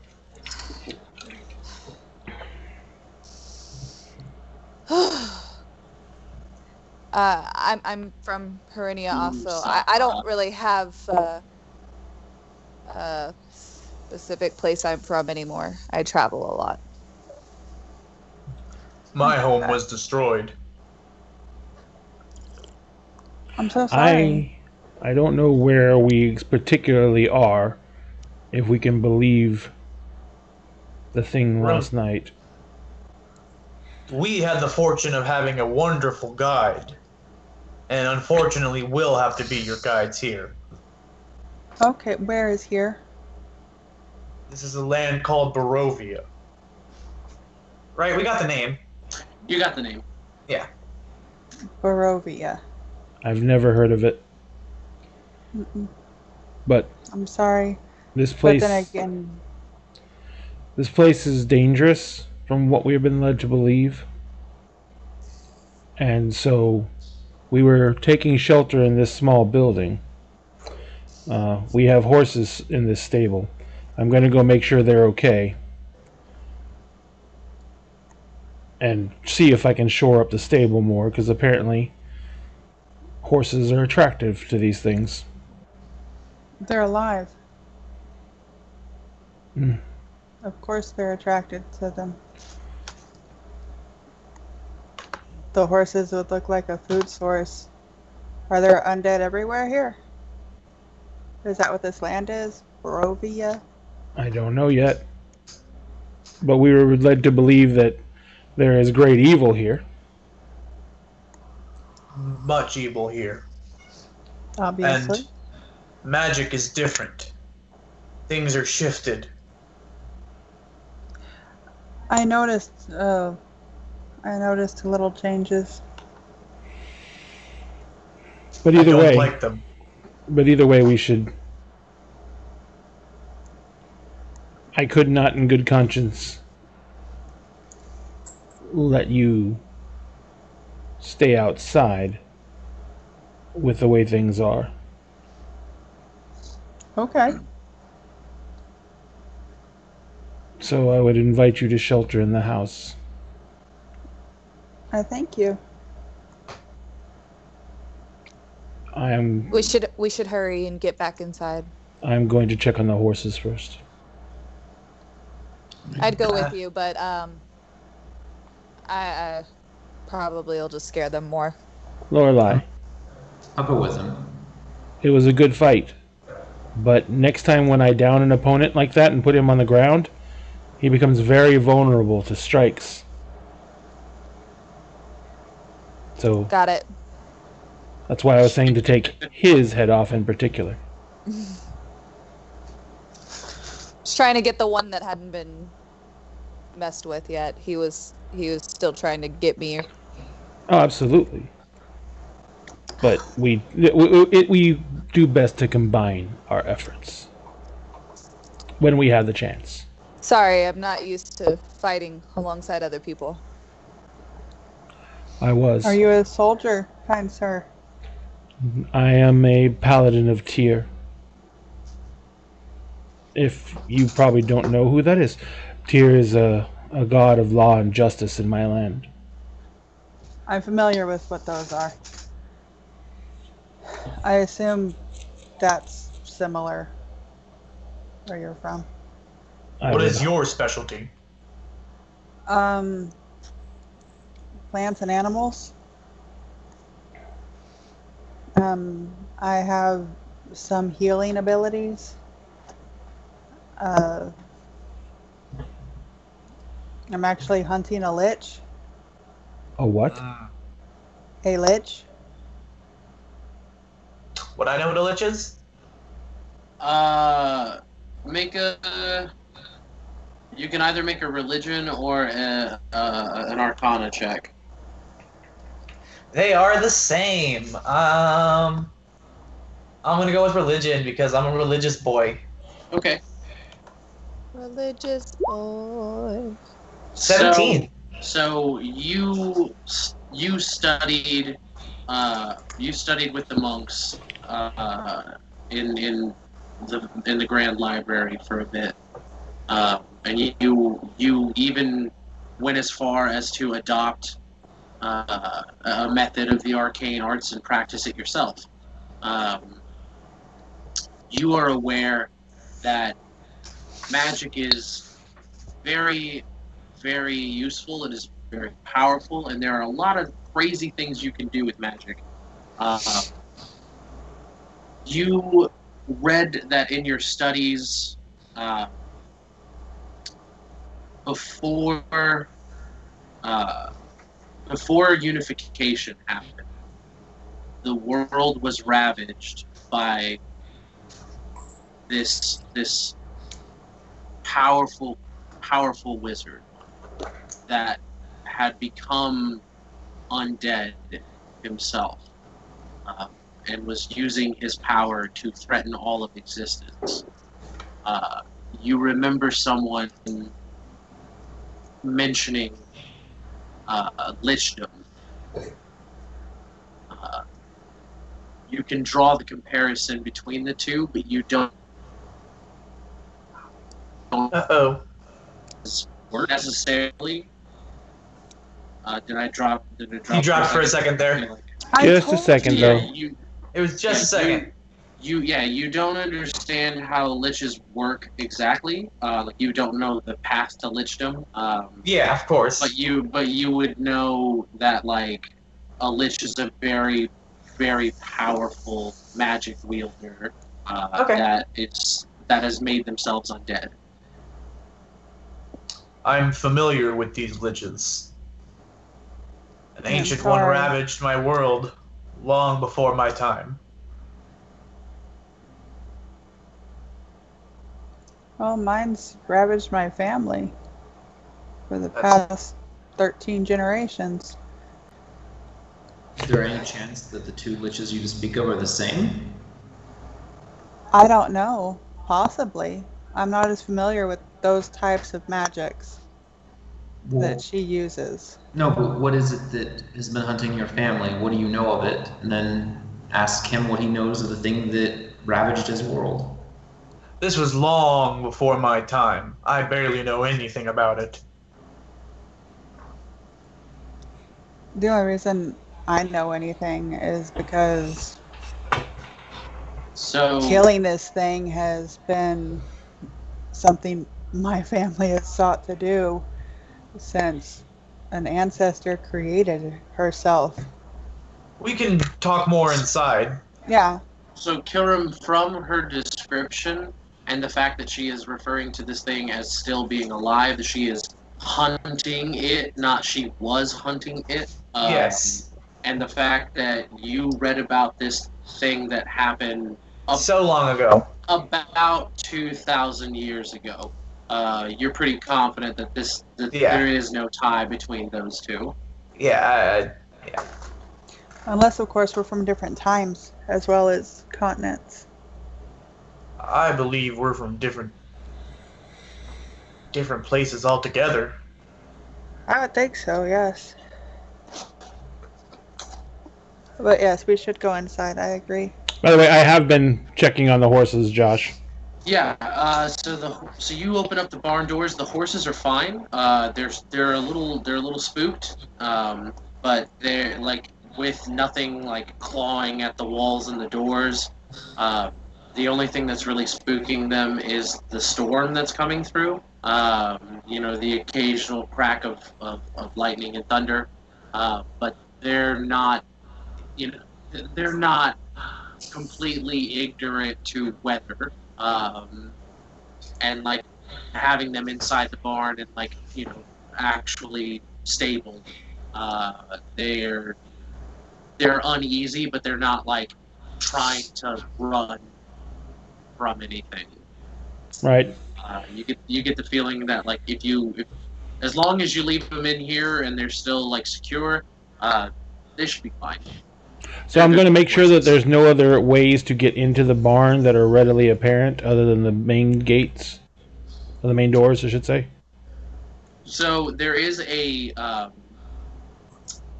loft with a sliding door up top, but that doesn't seem like a way for ease of entry. Got Just it. seems that's if anything's gonna come in that way, it wouldn't be stopped by the barn door itself. Right. Gotcha. So once that's done, I'm going to start heading back to the house too. Trey, you said you were with me? I believe he did. I'm sorry? Yeah. So Trey said he was with me? Yeah, I forgot that when I was talking to Jess. I'm sorry. Okay. Sorry, I lost Shell again for a second. All right, so Yeah, it's even quicker work with the two of you to just make sure that they're okay. Reseal the doors. You kind of clear the bodies from right in front of the barn, and you guys are back inside to kind of dry off and take shelter for the night. Yeah. sounds safer. Just prestidigitation them dry. Okay. Thank you. Thanks. That's awesome. Thank you so much. So I would bring the dancing lights in to make the one light in the house. Because is there light in the house? Is there like a torch or anything in here? There was a fireplace, but we hadn't lit a fire that I know of. Yeah, you hadn't really. I hadn't quite gotten to that point yet. You hadn't really. You were using the torch. You hadn't really started a fire, or like tried to like set up a lamp or anything like that. So it was more like the torch was enough to like light the room that you were all hanging out in. But if you're gonna bring dancing lights in, then yeah, the house is very well lit. But I'll board up the windows so there's no light escaping. Are you forming the different orbs into one like large orb? Is that what you said? First they're all just out by the windows, and I make sure they're boarded up first so there's not a bunch of light just blasting out the windows. But then I will combine them all together once I'm done with that and examine it and watch it and kind of like turn it and see what I can do with it. Okay. So normally when you bring it together, you can like give it like the shape of a person, or the vague shape of a person. When you bring it together, it is a very faint visage of you. However, it looks like emaciated, and it looks like it looks like a version of you that is on death's door, very sickly, like not well fed, and it just kind of stares at you and follows you with its eyes. I was gonna cast Healing Spirit, but now I'm scared to. I walk in. Try it. I walk in and I'm just like, oh, that's wonderful. Is that going to be there all night? No. I try to change it to just the light. Like, isn't like before when I was ever able to change it and like just make it the human visage go away? You can change you can change the like the color of the light. You can change like the way like it is displayed, like, you know, but the kill room's always there. As long as it is, yeah, as no matter how much you try to tweak it, it just kind of continues to just stare hopelessly at you. And if you break it up into smaller orbs, it's just smaller versions of that. This is going to take a long time to get adjusted to. Okay, how about I just set up a nice fire? Yeah, I take it away. I'm gonna just. I'm gonna- assuming there's some old rotted dry furniture in here, Josh. Oh, definitely. I'm just gonna Yeah. start piling it up in the fireplace, breaking it down. So, And I you do a so you are free around the fire. you are free to do that, but do remember that they did collect firewood from the dead tree out front. Yeah, we did Before get it started. firewood. Oh, yeah, that's right. Yeah. You just hadn't lit the fire because the sun was still up. Gotcha. What were you saying, Jess? Would any of you mind if I summon my healing spirit? I don't know if any of you are hurt, but it might help you too. I'm a little hurt. I could always take a little healing. Okay. I'm going to call forth a nature spirit to soothe the wounded. I'm making it look like a bunny. Do not twist my bunny, Josh. So Just a bunny. Don't mess it up. So you summon this healing spirit, and Oh, this God. ethereal rabbit appears, and it's larger than like a regular rabbit, which is usually the case. Like it's almost like summoning a Patronus. It's just this kind of ethereal creature that just appears there. But this rabbit has several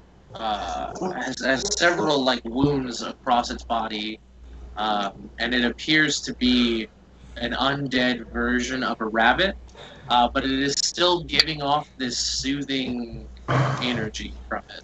You want me to roll that? You sick son of a bitch, messing up So- my bunny.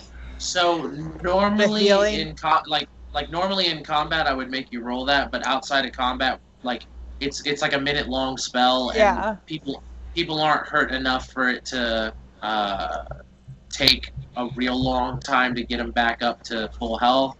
Yeah, it would take one roll so- for me. So I'll say this rabbit just kind of like hops around the room, like passing through people, and their I'm so wounds are sorry. healed, and everybody gets back I'm up so to full sorry. health. I was expecting the rabbit from Donnie Darko, so. Okay, that would be cool, but you're not the Why are DM, you so shut the wearing fuck that up. stupid human suit? It's not a human suit. I'm a furball. I'm a widow. I'm gonna stack some of the firewood in the fireplace if it's not already there. And then once there's enough wood in there, I'll use the prestidigitation cantrip to light the small campfire. Yeah, easily done. The wood is kind of old, dried out, slightly rotted, so it burns very well. No, No, the wood doesn't burn, but it burns very well. sorry. I know. Sorry, the cat is attacking my hand. No.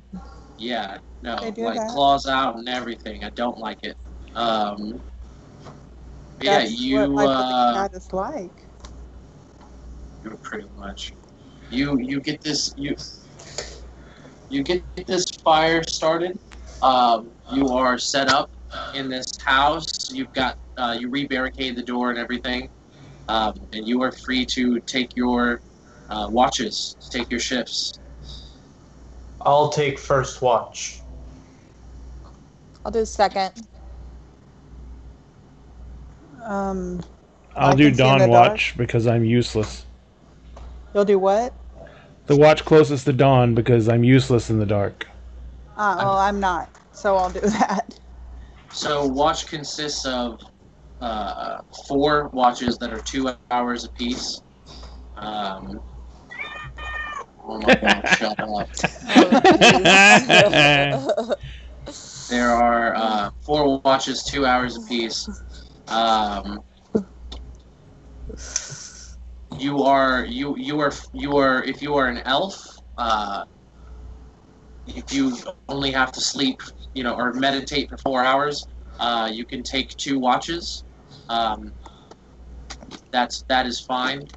Or if you want to take a watch and then take 2 hours doing light activity like reading or crafting something or something along those lines, that is also free to you as well. Oh, I can take 2 watches. I mean, I didn't waste any of my spell slots, so I don't actually have to sleep. Didn't you cost Well, it? everyone has to sleep. Otherwise, you save for exhaustion. Yeah, Mm-hmm. I'm not But- that young anymore. But yeah, so we've got Kilrim on first, Lorelai on second, and that's and then I've got Eric on fourth. So I need a third. I kind of want to double down with somebody because I don't know. Karis said she was doing third. I said Karis said she was doing third. Okay. Because Kilrim's on first, Lorelai's on second, Karis was going to do third, and I was going to do fourth. And then I'll double down with the other blind guy. Isaris. Isaris. There'll be light on my watch. Isaris. Isa for short. Gotcha. All right. So first watch. Give me that perception check. And I would have my lights out because I can't see in the dark. Right. Furbolgs can't see in the dark. Oh, I didn't know that. They cannot. They're Fae without dark vision. Yeah, they're Fae. They're Fae giant elf creature things that cannot see in the dark. Because we get so much other stuff. Yeah. Makes sense. Pretty much. So what's that? The perception 18. is 18. Nice. 18. All right. So everyone else gets their rest on.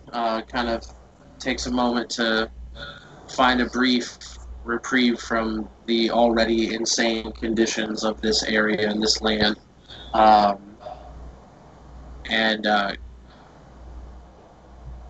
Kilrim, it's about 30 minutes into your watch. And you hear a scratching at where? At the door, at the front door of the house. I go to investigate. Okay.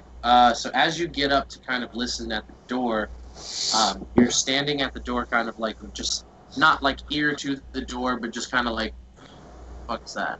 And the scratching stops abruptly, but then you hear it on the far wall behind you.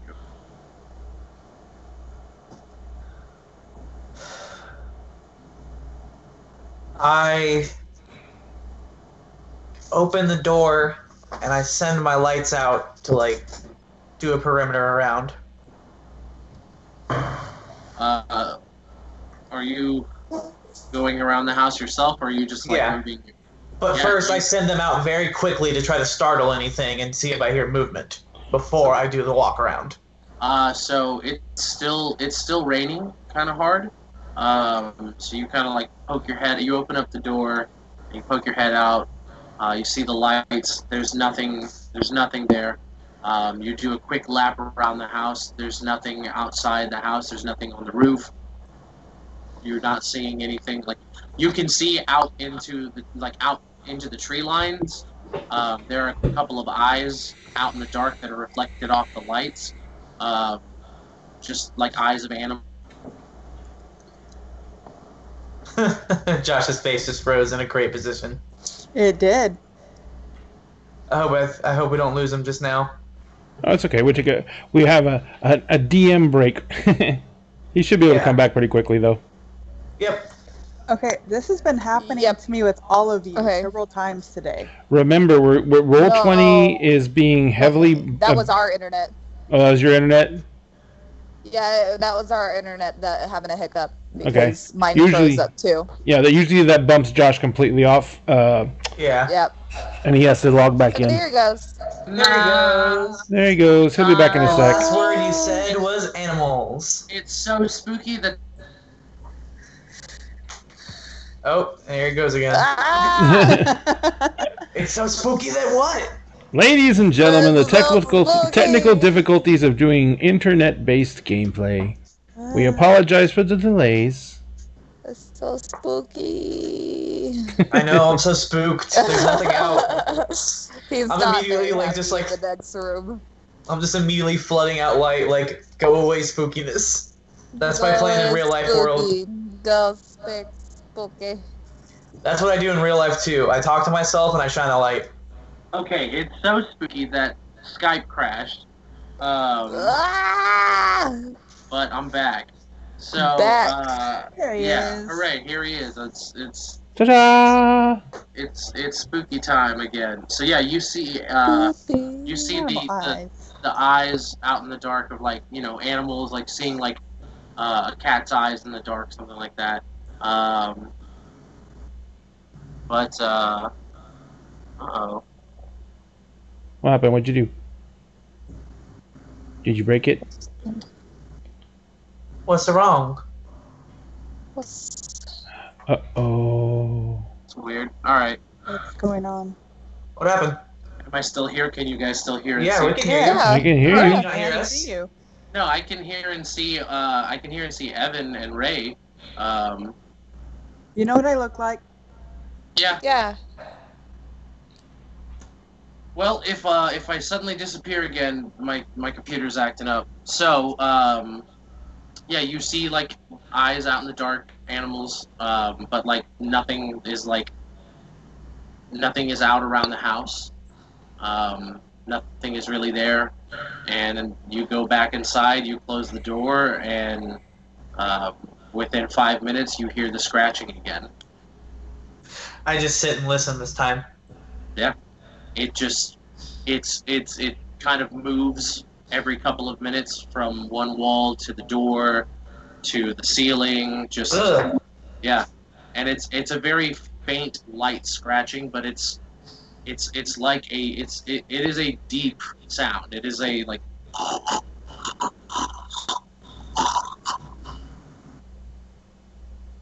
But the rest of your watch goes off without incident. Is it still apparent whenever I go to wake up Lorelai? So as you wake up, Lorelai, it stops.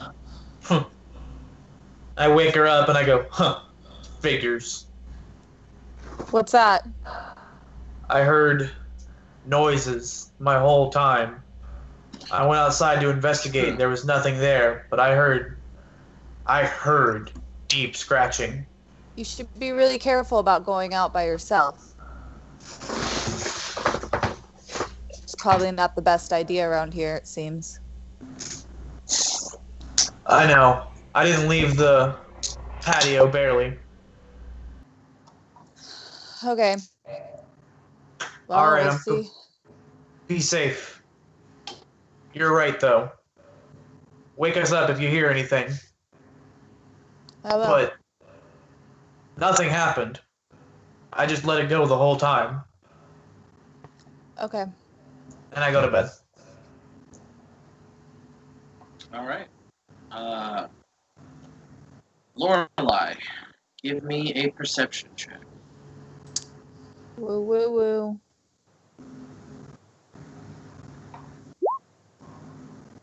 Not bad for a +0. Hey!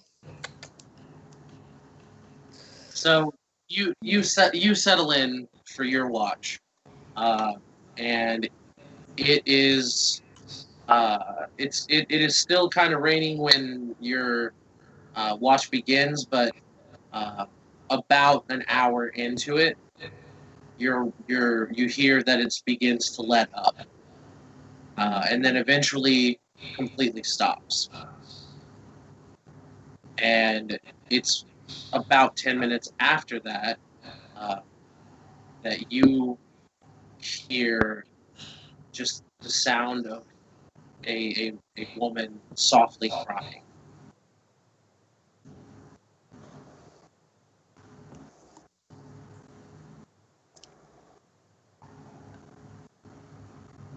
I snore. Okay.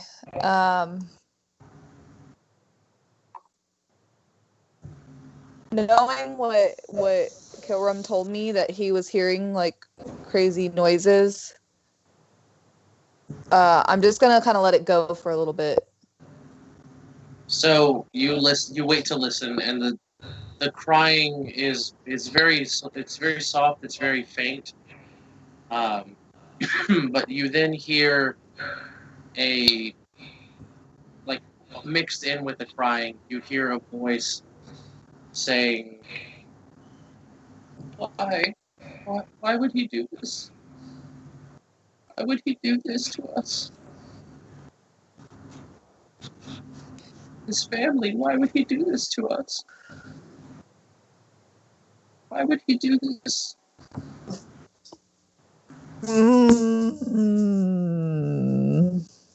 I like that face. I know. I think I know what this is, but I don't know if Lorelai knows what The fuck? this is. Sorry.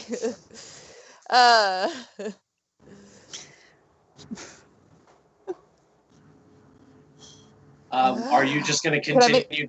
Are you just going to continue to listen, or are you just? Yeah, I'm gonna just keep listening for now. How long would you sit there and listen to this?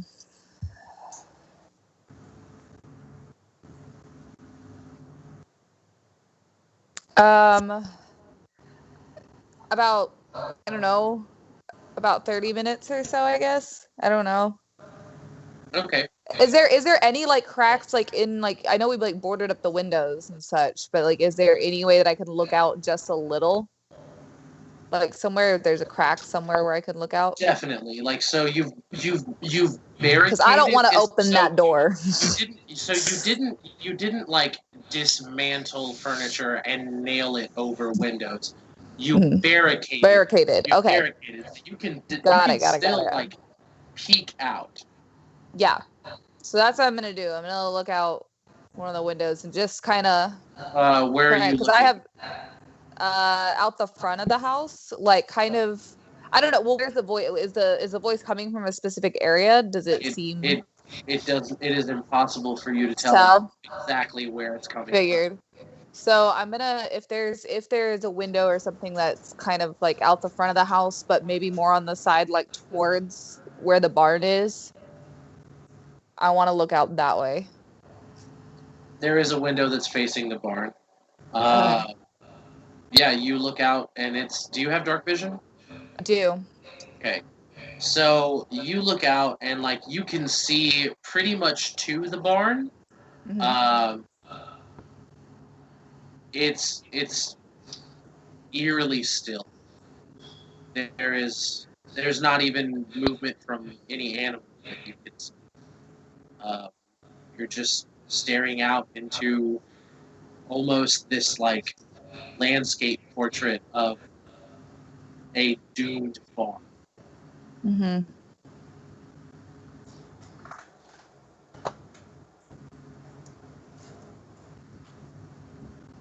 And I don't see anything that looks like it could be making this noise. Nothing. Is there a window like on the other side of the house? There is. I'm gonna check out that one too. So as you turn around to move to the other window, Oh, there is a woman standing in front of you, and she throws up her hands and shrieks, and you see her throat is slit in front of you, and she collapses onto the floor. And as you look down, like as quickly as she was there, she is there no longer. And you are just alone, and aside from your companions who are sleeping, you are alone in this room. Okay. She's just gonna kind of like sink to the floor and just be like, Okay. Why don't you make a wisdom check for me? okay. Just a wisdom check. Mm-hmm. That's gonna go well. 12. Not that bad. So it's not going to be impossible for you to sleep the rest of the night, but it is going to be difficult for you to get back to sleep. Mm-hmm.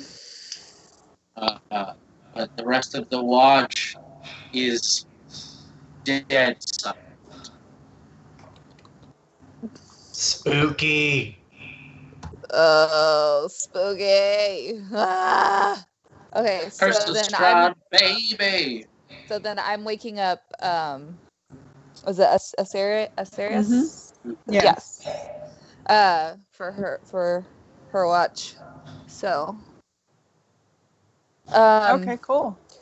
Just to warn you, there's definitely been some interesting things going on this evening. Interesting. How? Kilram heard scratching his entire watch, Okay. but never saw a source. Okay. That's weird. I'm pretty sure I saw a ghost. Okay. So just to warn you. In the house? Yeah. Okay. Where? Over there. Okay. What Are did you okay? Yeah. I'll be fine. Okay. Where, But where is she just pointing? to let you know, like where, like over by the window where I when I turned around, it was The there. window that is facing the barn. Yeah, Oh, because it okay. was right when I turned around from there is when it was right in front of me. So yeah, I just wanted to give you a heads up. This Thank place you. does some weird things. Okay. I'm gonna make some coffee. So yeah, I'm gonna go to bed. Okay. Sounds good. All right. Ceres, make a perception check. Wanna? So Trey, were you also getting up for third watch? Yeah, I'm supposed to be sharing Yeah. this. Okay. Oh, you're doing it with me? Yeah. Well, not successfully. Yeah, me either. I guess two eyes aren't better than one. So the two of you are warned about the odd goings on, and the things that have happened. Yeah, sorry, I didn't realize he was getting up too. I would have woken up both of them and told them Yeah, the same no, thing. no, no. So you were both made aware of all of this, and Yes. you're ready. You're absolutely ready to see something odd, something terrible. But it's Okay. just still, and it's just quiet. Cool. Works for me. You prepare some coffee, Mhm. and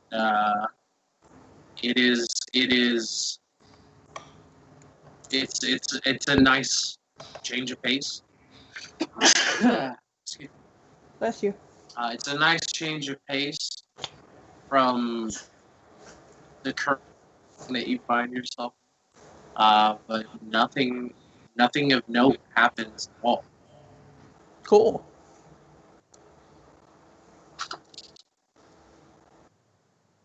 Oh shit. So the next watch comes. Ceres, are you just up for the rest of the night? Excuse me. Yeah. Okay. So you wake up, Eric.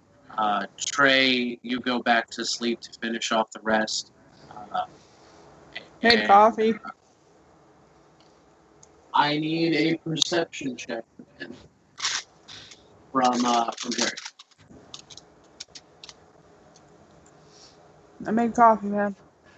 Yes, per Mhm. your watch. Fuck you. I like my nothing's happening. Why you had to fuck that up, man? Okay, so yeah, I'm Percepti. Sorry, I had to blow my nose, and I did not want that to come over the screen. Thank you. It may still. Oh no, Kessie was muted too. Excellent, dope. No one knows what it sounds like when I blow my nose, except for Kessie and Evan. Okay. I It's rolled a it's a natural sound 20. I'm very familiar with. Yeah, he lived with me for a very long time. So I'd assume it sounds either like honking or like someone blowing their nose. yeah, it's like an air horn that's also connected to a bike horn.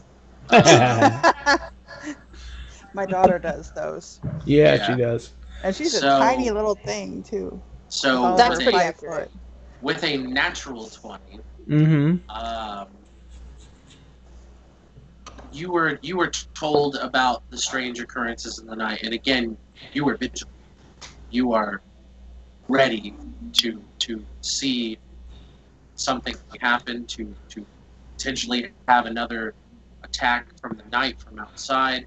This place does not sit well with you, and so you are just on from the second you are up, you are on your guard.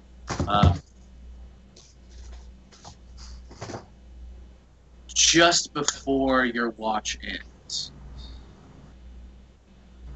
you have had it. You've been basically kind of moving from place to place, looking out the window, looking, like checking the door, checking for stuff. Pretty much just before your watch ends, you hear a scream echo from outside, echoing through the woods. And it is a voice that you readily recognize. The voice of your cousin, once again, crying out exactly the same as when he was taken. This isn't him screaming. It isn't him screaming again. This is exactly the same as when he was taken into the sky. So it's kind of like, is it more like a memory or is it an actual sound I'm hearing? It is an actual sound that you are hearing, but it is from your memory. Okay. I look at Essa and I say, did you hear that? Did I? What you heard was a strong gust of wind that kind of picked up and blew through the trees. A very strong, and it came off as almost like a wail, which isn't uncommon for the wind. Like you know this probably better than everyone else. There is a Yeah. reason why people use the term wailing wind. Yeah. I'm from a coastal town. And yeah, you heard that, but Yeah, I it heard. wasn't anything. It wasn't anything to you. It wasn't anything that was out of the ordinary. I'm going to go Oh. pick up a torch. I heard a strong wind. You okay? I thought I heard something very familiar. I want to go outside and have a look around. Okay. Want me to go with?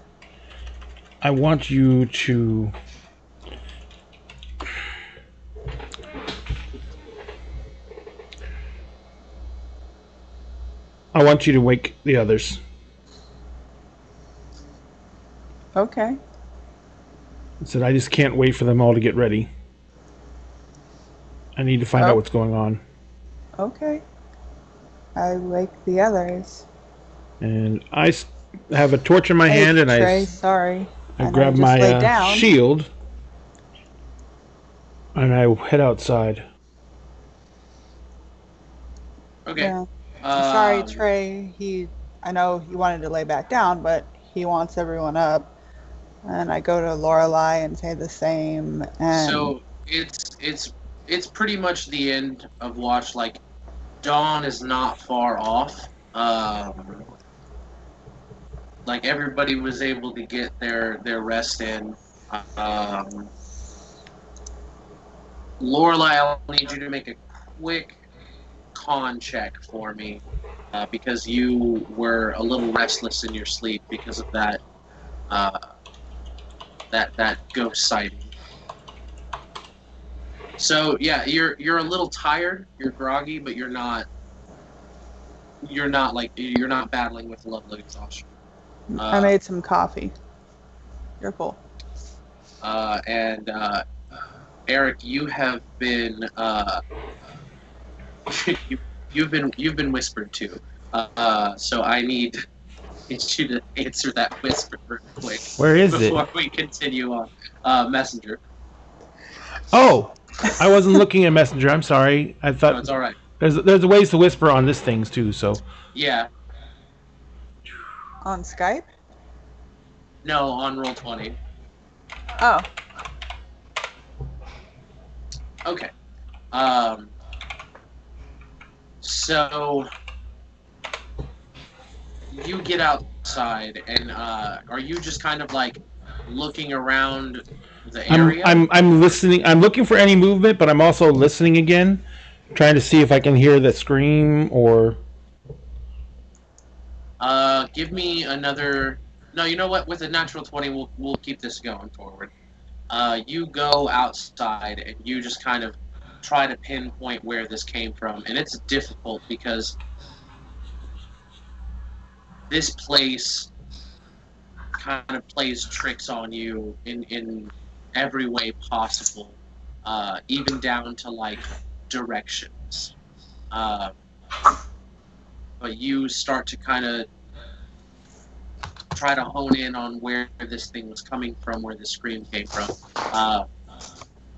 And you get the feeling that it was coming from the southeast of the house. Okay. So you kind of move down to the southeast side of the house, and this is over near where, a bit past where the felled tree was. You're just kind of holding out the torch, looking around, seeing what you can see. Like about there? Yeah, about there. Well, no, more so here. More so about here. Oh, got it. Got it. Yeah. So you're just kind of like looking around. Yeah, I mean, I'm just moving the torch around. I know we got lots of tree cover, so I'm just trying to see through the tree cover. I'm not trying to make myself hard to spot from the house. You know, I've got a torch and everything like that, but, you know, I want to see what I can, if I can make out what's going on. I'm looking for my cousin, so. Right. So right about here, you get some rustling in the underbrush, and as you move forward to inspect it, you kind of get past that first layer of shrubbery, like moving in to the side, and you see you see this casket, and it is a very ornate casket that you have seen before. You saw it when your fiance died.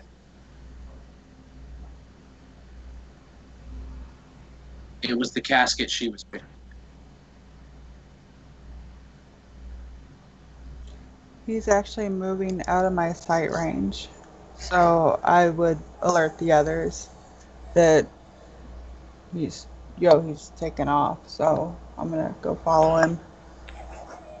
I'm going to walk forward, Josh, and, like, you know, the hand that I'm holding, that the shield's on, kind of like loosen the shield a little bit, and I'm going to try and just reach out my hand and touch the casket. Yeah, you reach out and you touch this casket. It is just as you remember it.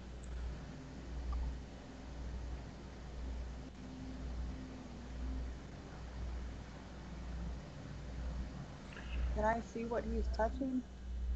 I mean, he's really far off. So you come out and you can see him standing. You can see him standing like just at the tree line, and he is looking down in like he's like standing like just past this bush, and he's looking down at something, but you can't see what he's looking at past the grove. Okay. Well, I'm Wait, am I walking from where I am? So you would be coming from the house here, like everybody would be inside. So you'd be like coming around this way and then coming down here. Yeah. And he would be at this point here. I walk 35 feet.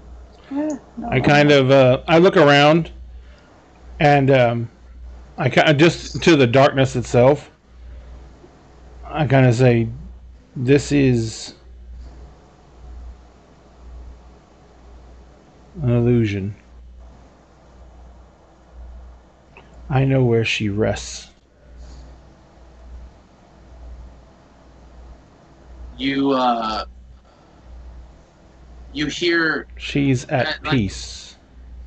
as you're saying this, you hear this soft sobbing from inside the coffin.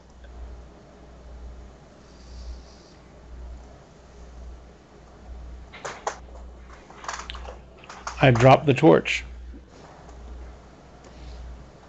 and I begin prying at the lid of the coffin. It is very easily opened. And as you open it, you see her visage. And she is just staring up at you with tears streaming down her face. And she says, "Why would you do this? Your family, to your own family." And it's about now that you're walking up on him, Asarius. And you hear her approach from behind, as she is not like trying to make herself hidden or anything. And as you turn to look back over your shoulder, you see her come up, and she looks kind of confused at you. And Asarius, what you see him bending over, laying a hand on, is a stump of a tree. Okay.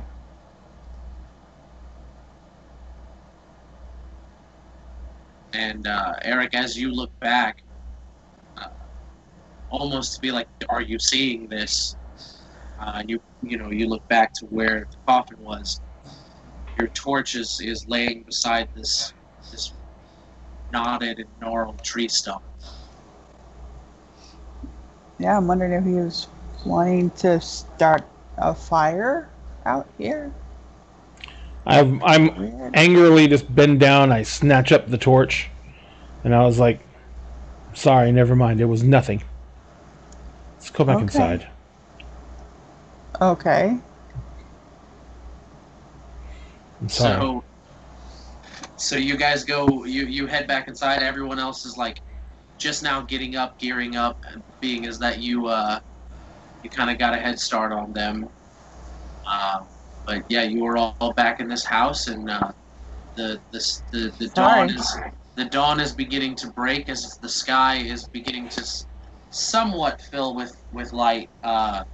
Everyone else saw this the day before, but Asarius, now that there's light starting to touch the sky, you can see that it is still overcast, but it is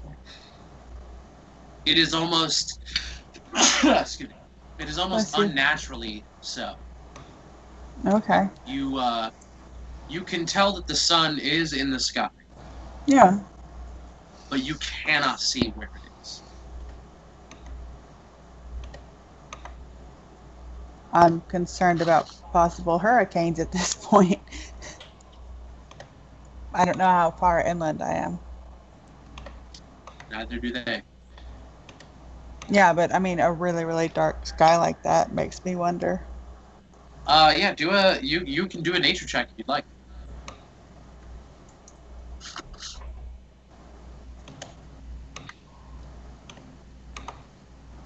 Never mind, I don't know jack shit about nature. So it is. Shitty druid.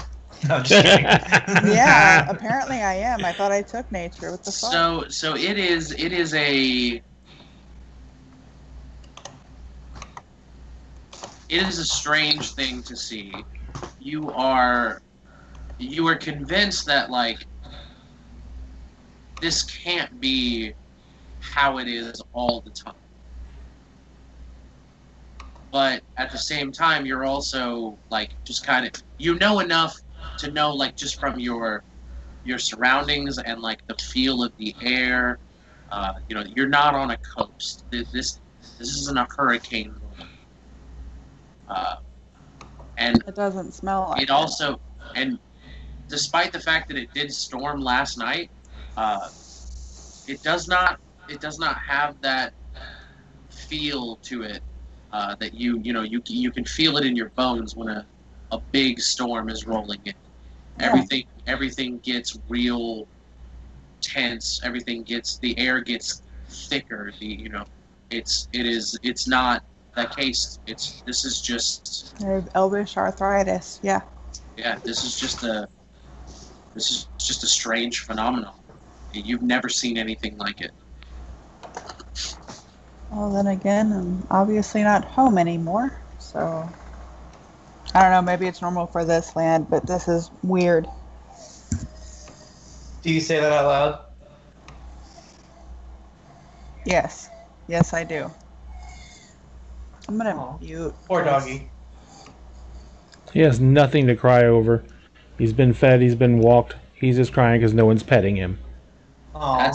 Look, I cry because no one pets me, so like I feel Same. that in my soul. Same. A cat smacked her upside the head. Oh, is the cat beating him up? Yeah. Come here. Well, when you say that, Come Killer here. will be like, "Are you referring to the overcast skies?" Yeah. Yes, we discovered it yesterday, and it's quite strange, Is it always like this? as far as I can tell. Do you know, like, how far inland we are? I don't know that, but I can tell you a few other things about this land. Awesome. And I'll go into more detail about, like, I won't say his name, but a ruler that watches this place. And I don't think I need to actually explain Strahd to you and all that, but I go into detail about what we were told. I know you missed the session, so I'll actually roleplay it out. There is a ruler to this land that I don't know if he brought us here, but he does control this land, and if we are to escape, we are to have to fight him, I think. Okay. We've been handpicked. Others have tried before us and failed. I'm familiar with that. So we're all going to have to work together here if we're going to ever get back home. Yeah. And I have to get back home. There's a hunt you need to finish, and there's a hunt I need to finish. I don't know if anyone else understands that here in our group. They have people they're missing, but that's different.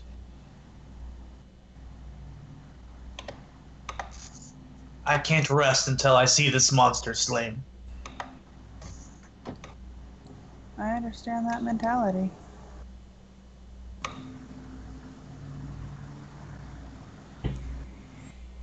Did I miss anything important, like that I need to tell her that we were told?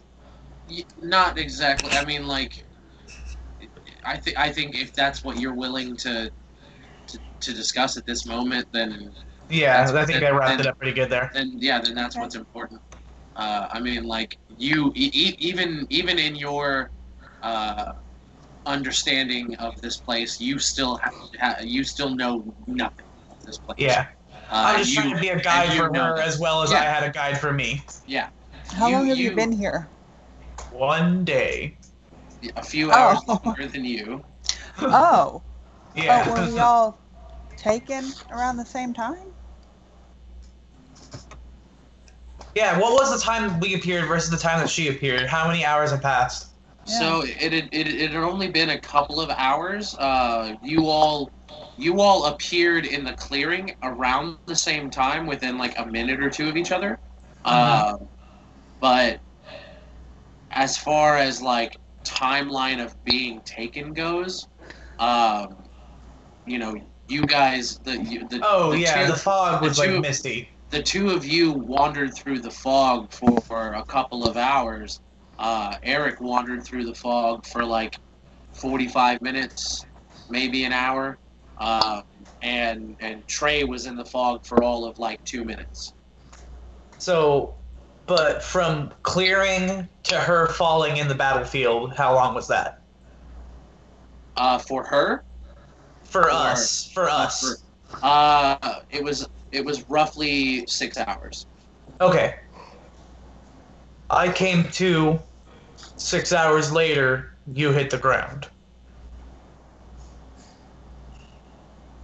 I don't know what that time meant for you, but we spent a lot of time in the fog. Fog. Okay.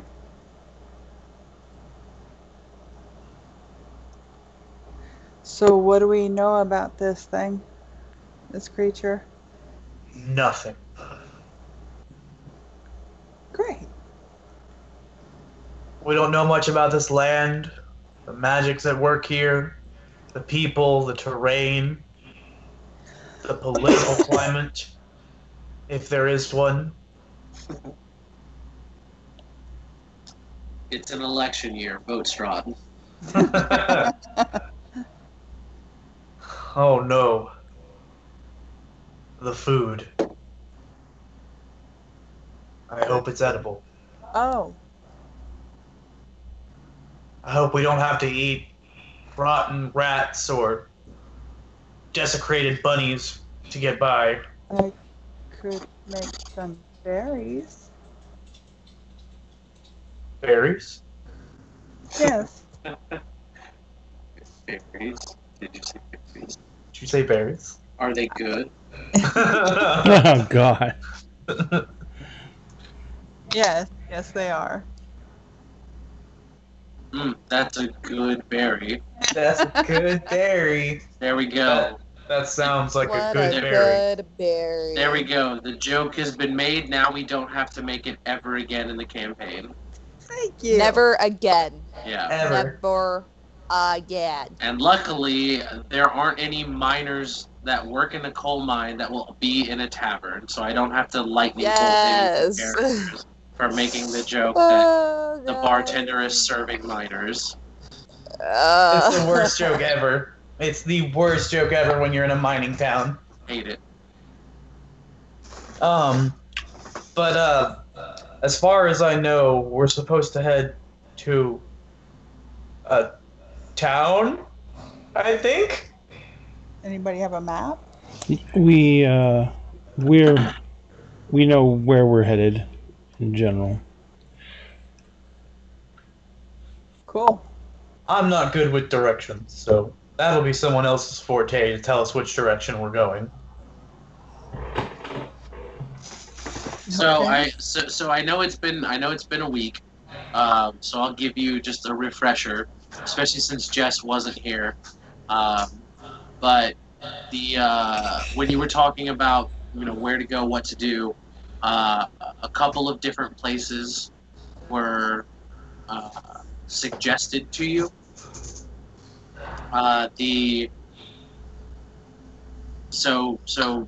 Eric was concerned about finding his cousin, and it was suggested maybe if you follow the river that leads to a large lake, he might be at a body of water there because he was brought over through a body of water.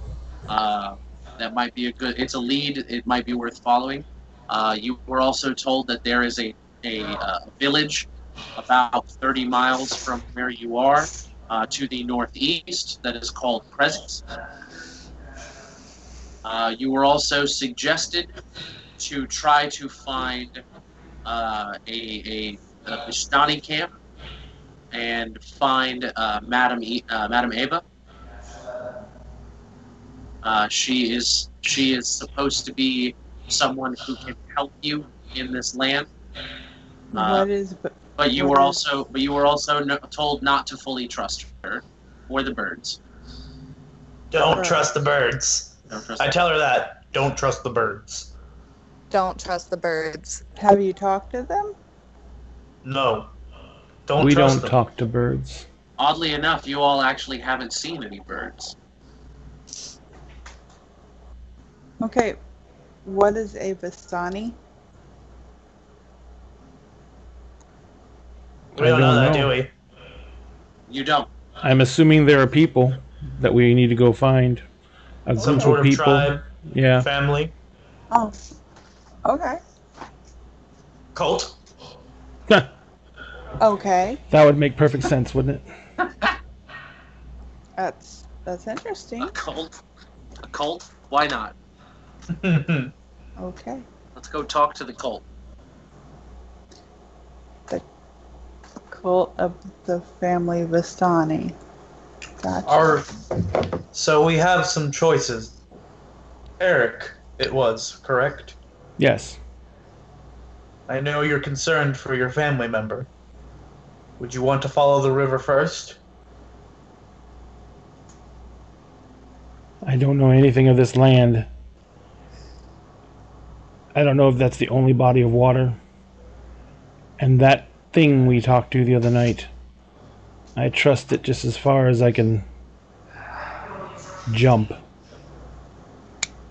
I was going to say, you look like you could throw things very far.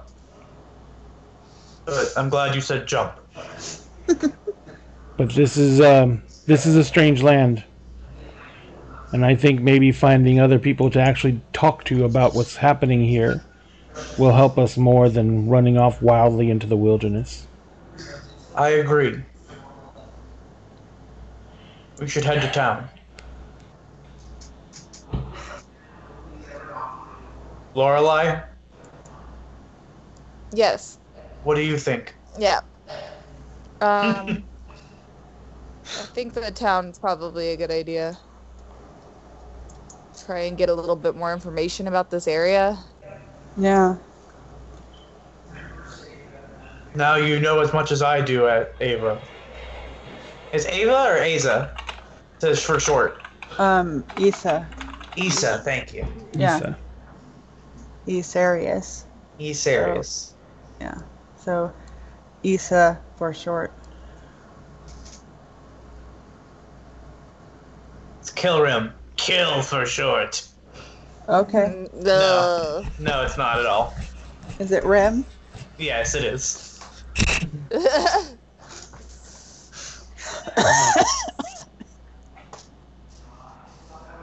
So I think we're gonna head off in the direction of the town.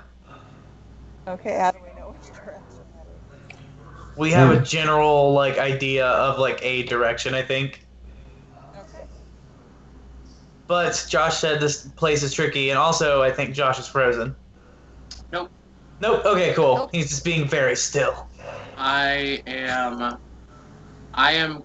So I have actually pulled up the map of Barovia, and I am looking at where you guys are, and depending on where you want to go, like I'm seeing what in the immediate area I need to have like readily prepared in front of me.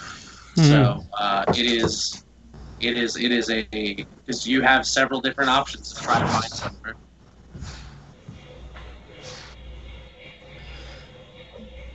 Do we know which like north, south, east, or west direction to head? Like that at least.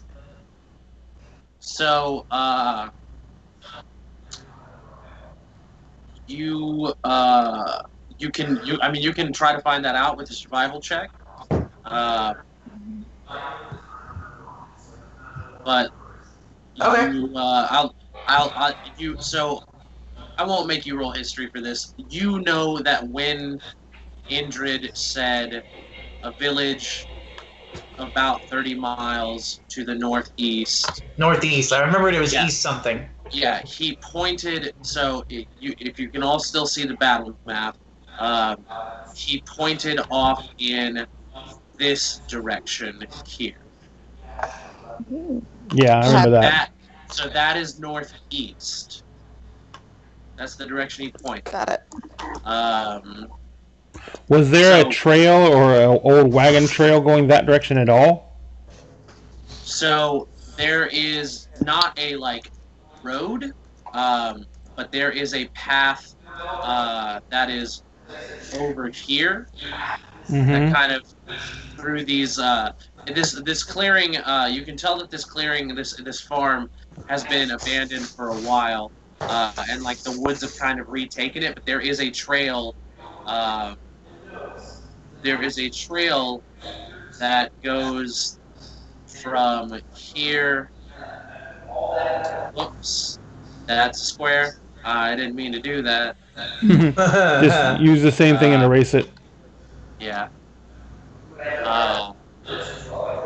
So there is, there we go, freehand. There is a trail that goes up this way, leading towards the northeast.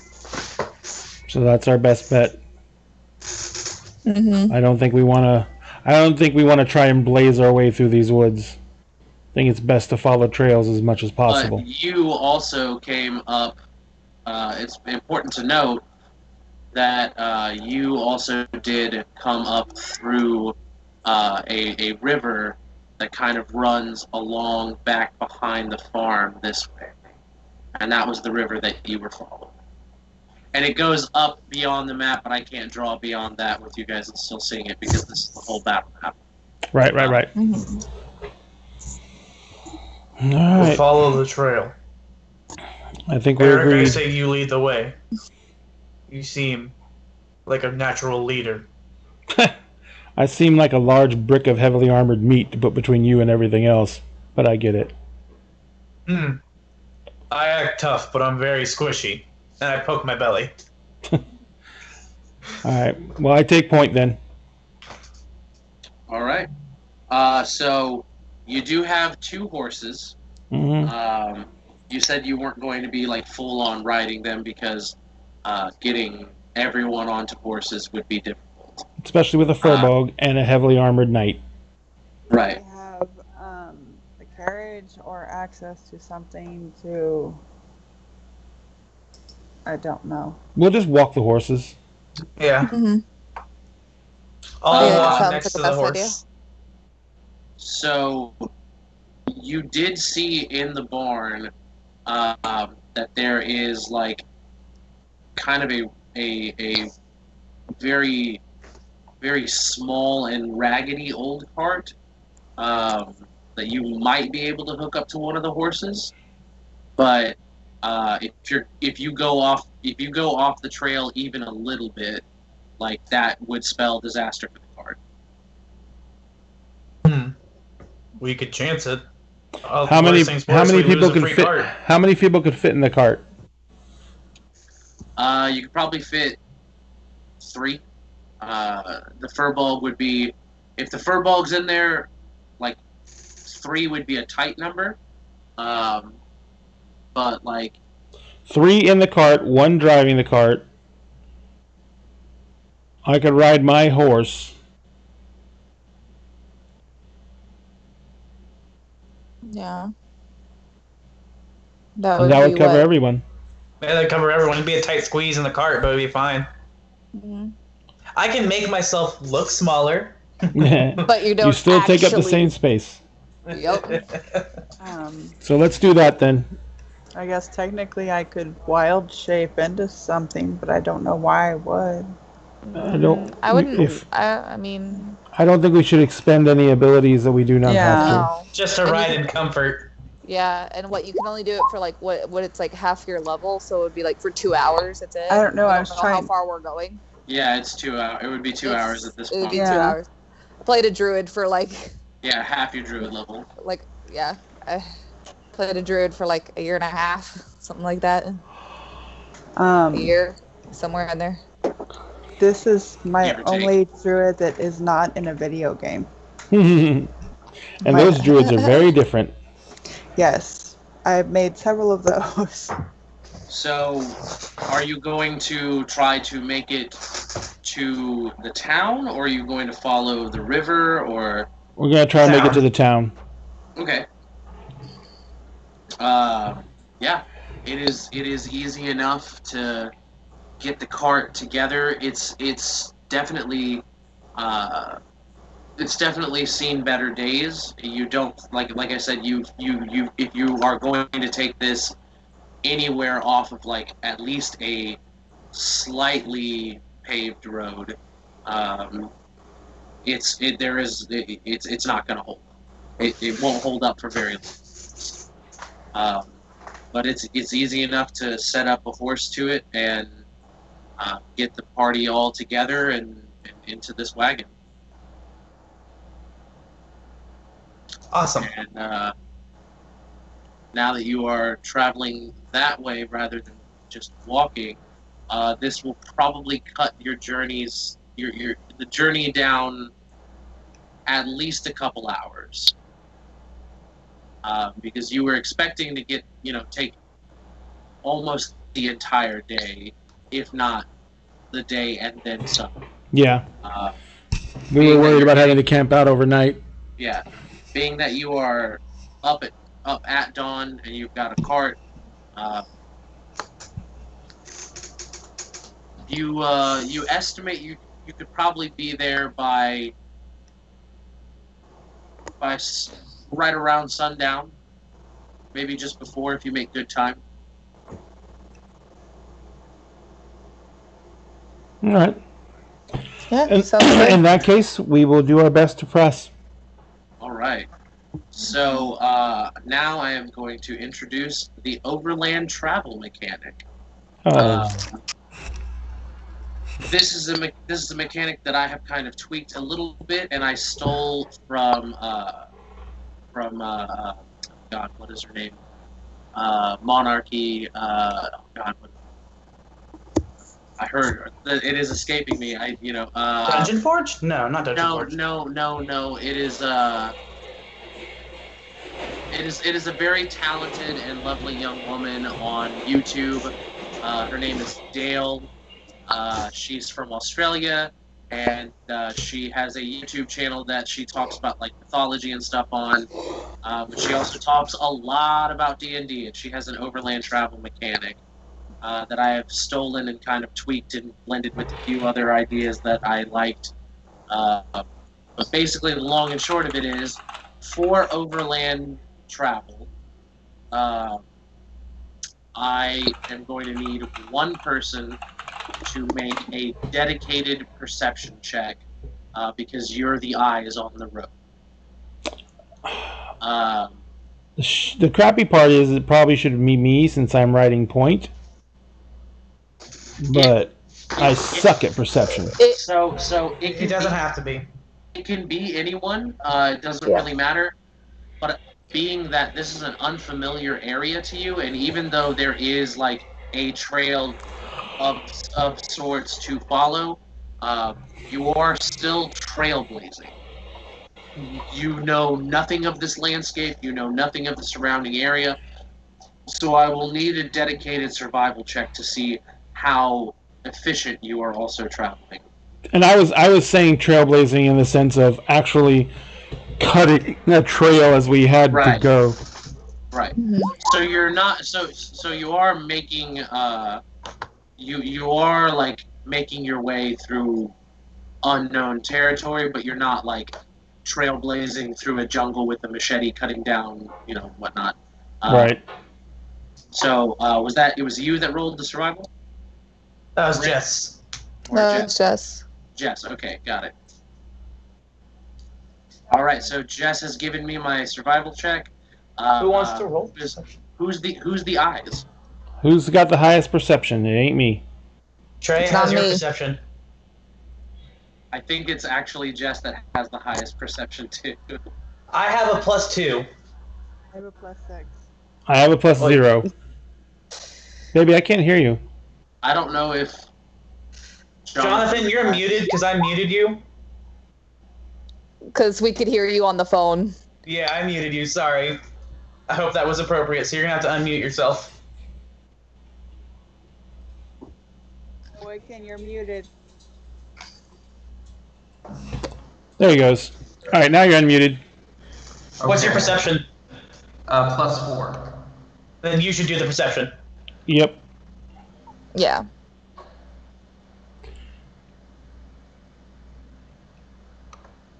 And then I'll let Josh. Yeah, and then everyone else, awesome. Yeah, natural 20. There it is. Boom, Hell boom. So, from everyone else, I will need a D12 roll. Mhm. I'm gonna add a plus I like that. 500. I love that me and Evan were both like ready with that. Yeah, you both had a D12 ready to Ah, go. crap. We're like Uh-oh. ready to go. I already know these overland travel rules, and I like them. Yep. Okay, so you embark on your way to find this village, and you leave this farmstead, and you all squeeze into this cart and begin to ride down this trail, riding through these trees, following this kind of rough trail. Is Eric getting Eventually, motion? Sorry? Is Eric getting motion sick? I'm on a horse. Mhm. No, I feel like Eric has ridden a horse a lot. It's his horse. True. Her name's so- Carrot. Carrot. So, It's a her? you get out of this clearing and through this path, and eventually, after a couple of minutes, you get away from the farmstead enough, and this small path spills out onto a large dirt highway, and you can tell that it is a highway, being that it is large enough for 2 wagons to pass kind of side by side, and it has been cleared completely. You follow the path to the right, turning to the right, being that would be continuing in the northeast, Mm-hmm. and you lead on, and this landscape is a lot more of the same. It is very sick. And now that it is the daytime, and you can actually see, serious. This is horrible. This is absolutely horrible to look at for you. It is uneasy for everyone else, but for you in particular, this is almost painful to look at, because the even the dirt looks sick. Looks just abused. It is very reminiscent to the wastes in Everett that were ravaged at the peak of the last war. So this is all kinds of depressing. It is also very similar to the area around the Lich's stronghold. Oh. The land is heavily abused. It still continues to keep on trucking, but the land is just dark. It's very dark. And you continue on this road for a couple of hours, and you guys don't even see another traveler. You don't see another living soul for the entire time. You're keeping a watch out on the road, trying to make sure you guys don't get snuck up on or anything. And if anything is sneaking up on you, it's doing such a good job of being sneaky that it's invisible. Like there's nothing, miles. You just continue on this highway, and eventually, you come to a bridge that crosses over what you presume to be the river that you were told that if you continued to follow, it would take you eventually to a large lake. This bridge is very well made. It's very sturdy. It is a cobblestone bridge, and at the bridge there is a large iron sign. It says. It is a multi-directional sign, and there, as you come to the bridge, the arrow pointing directly ahead of you reads Krezk. There is an arrow that points slightly to the right of that.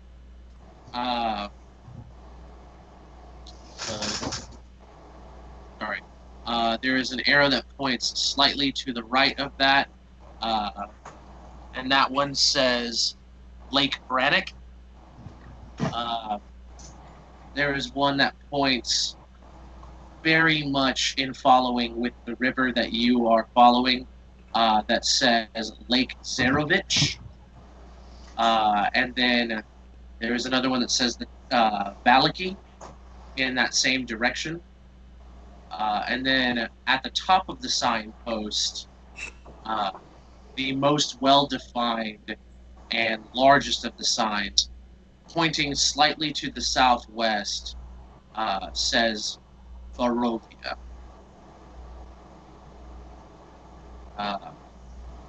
And it looks like this sign has been well taken care of. Particularly the one that says Barovia. Barovia has good Boy Scouts. Interesting. So it looks like there is society here. Someone takes care of the signs. So Josh, the thing I would like to check is looking at the trails and the directions that they head off and the sign markers. Is it even possible somebody could have turned it and it still be pointing correctly? Does that make sense? Like if you were to turn it in any other angle, could the labels mislead you down the path? Or is there only like one way that this trail marker could fit the path configuration that exists? Yeah. Give me an investigation check. I'll tell everybody else what I'm doing so that they don't think I'm crazy, because I'm not good at investigation. Okay. So it's not. You can't say with certainty one way or the other that this is like the accurate path, and this sign could be manipulated in any way. However, as you like place your hand on the post to try to like turn and move it, you realize that it's lodged in there, like it's not moving. I'll be right back. I'm sorry.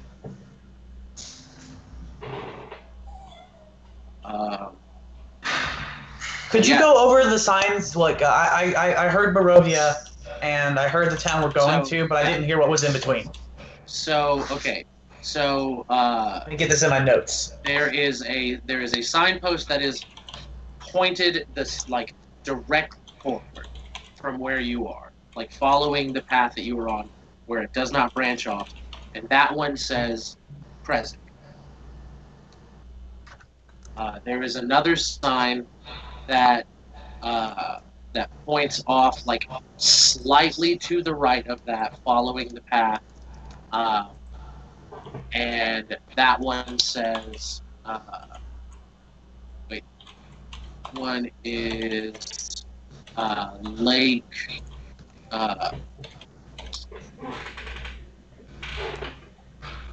Lake Baratok. Can you spell that? Sorry. Baratok. Got it. Yeah. And then there is another sign that points directly to the right. That is Lake Zarovich, and then / Valaki. Can you spell the second word? Vallaki. Valaki. Got it. And then there is one pointing to the southeast at the top that says Barovia. Yeah. It says Barovia.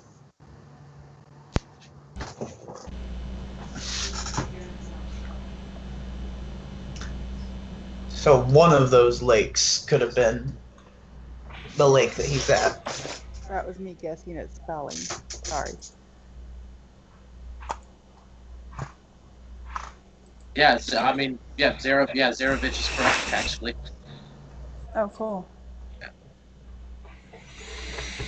Zarovich? Oh, I spelled it like Sarovich. No. How do you spell Presic? Krezik? Yeah. Krezik is Kr. Oh, wow. So it is Kre. Wait, no, sorry. Hold on.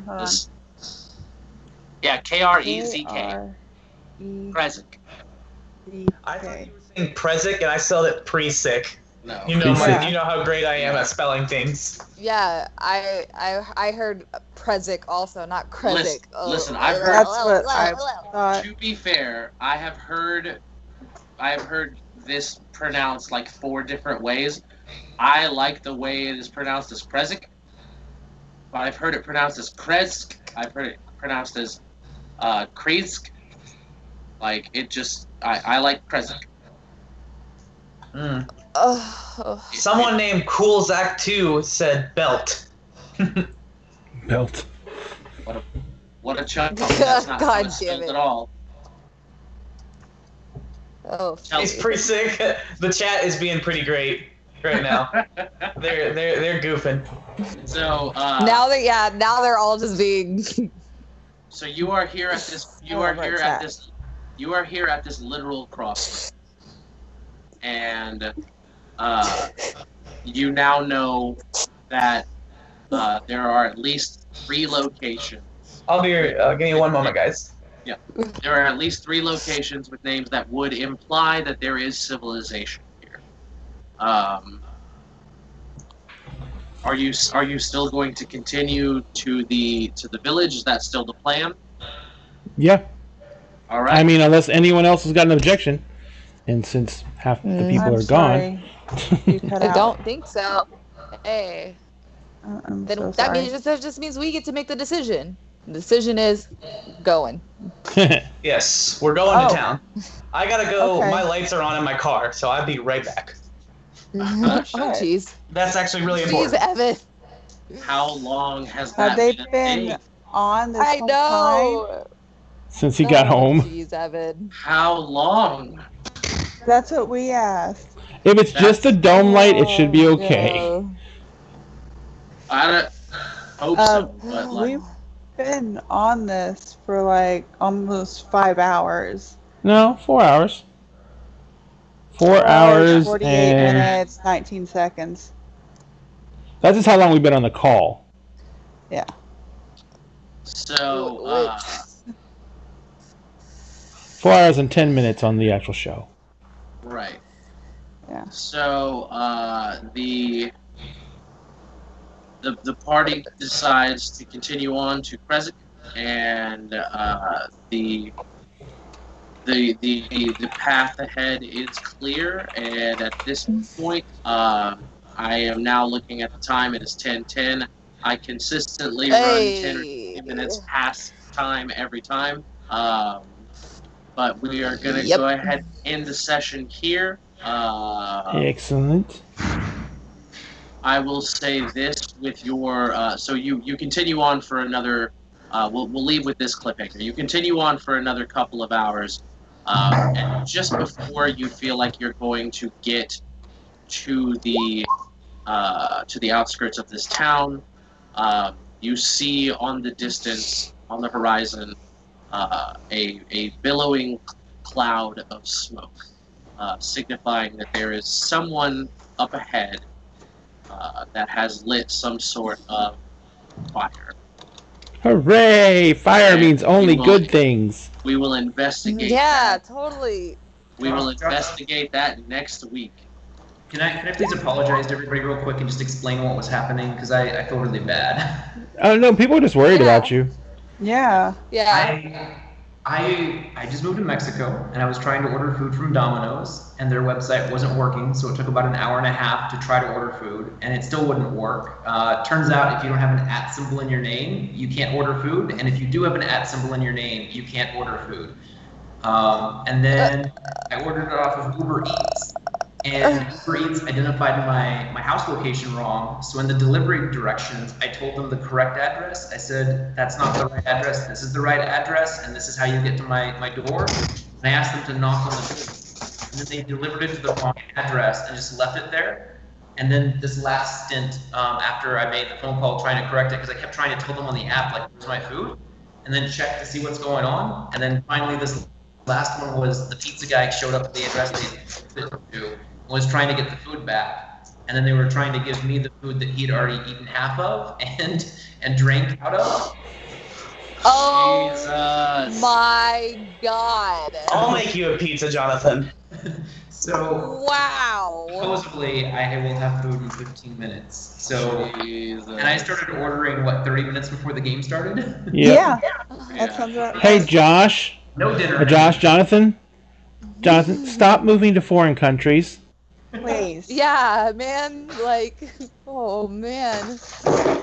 So my car is still alive and it's not dead. Well, that's good. Awesome. Hey. Just like the party for now. For now. For Sorry now. about all of the technical and outside stuff, guys. Really appreciate you guys sticking around with us. Yeah, and remember, Hey, we guys. apologize for that. Roll20 was being a little bit upsetting earlier because Gen Con is running this weekend, and we basically were competing with them for bandwidth on Roll20.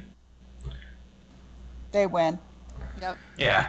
And I didn't almost die tonight. You Hey. didn't even die once.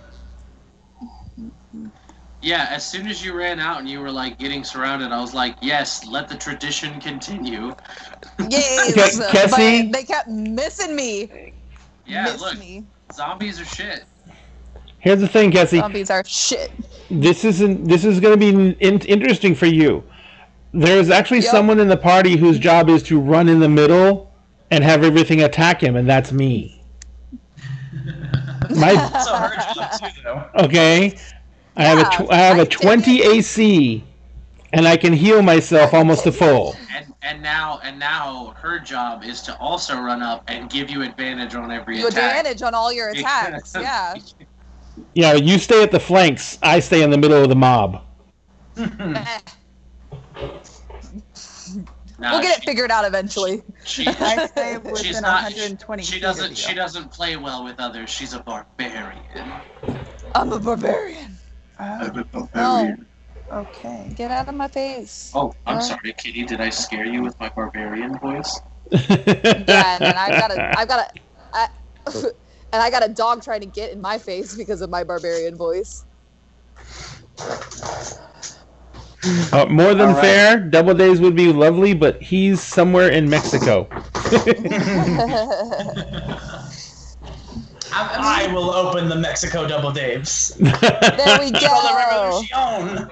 It's not an adventure if everything goes according to plan. Right? True that. Oh man. Unless the plan is to not have things go according to plan. In which case, the plan is solid and airtight. I mean, I might get to eat before I try to go to bed. You still don't have any food, do you? There's like little snack things here that they were nice enough to drop off, but But now I they're kinda dinner? have my heart set on actually eating something, seeing as how the last thing I ate was a really small snack-like item for breakfast.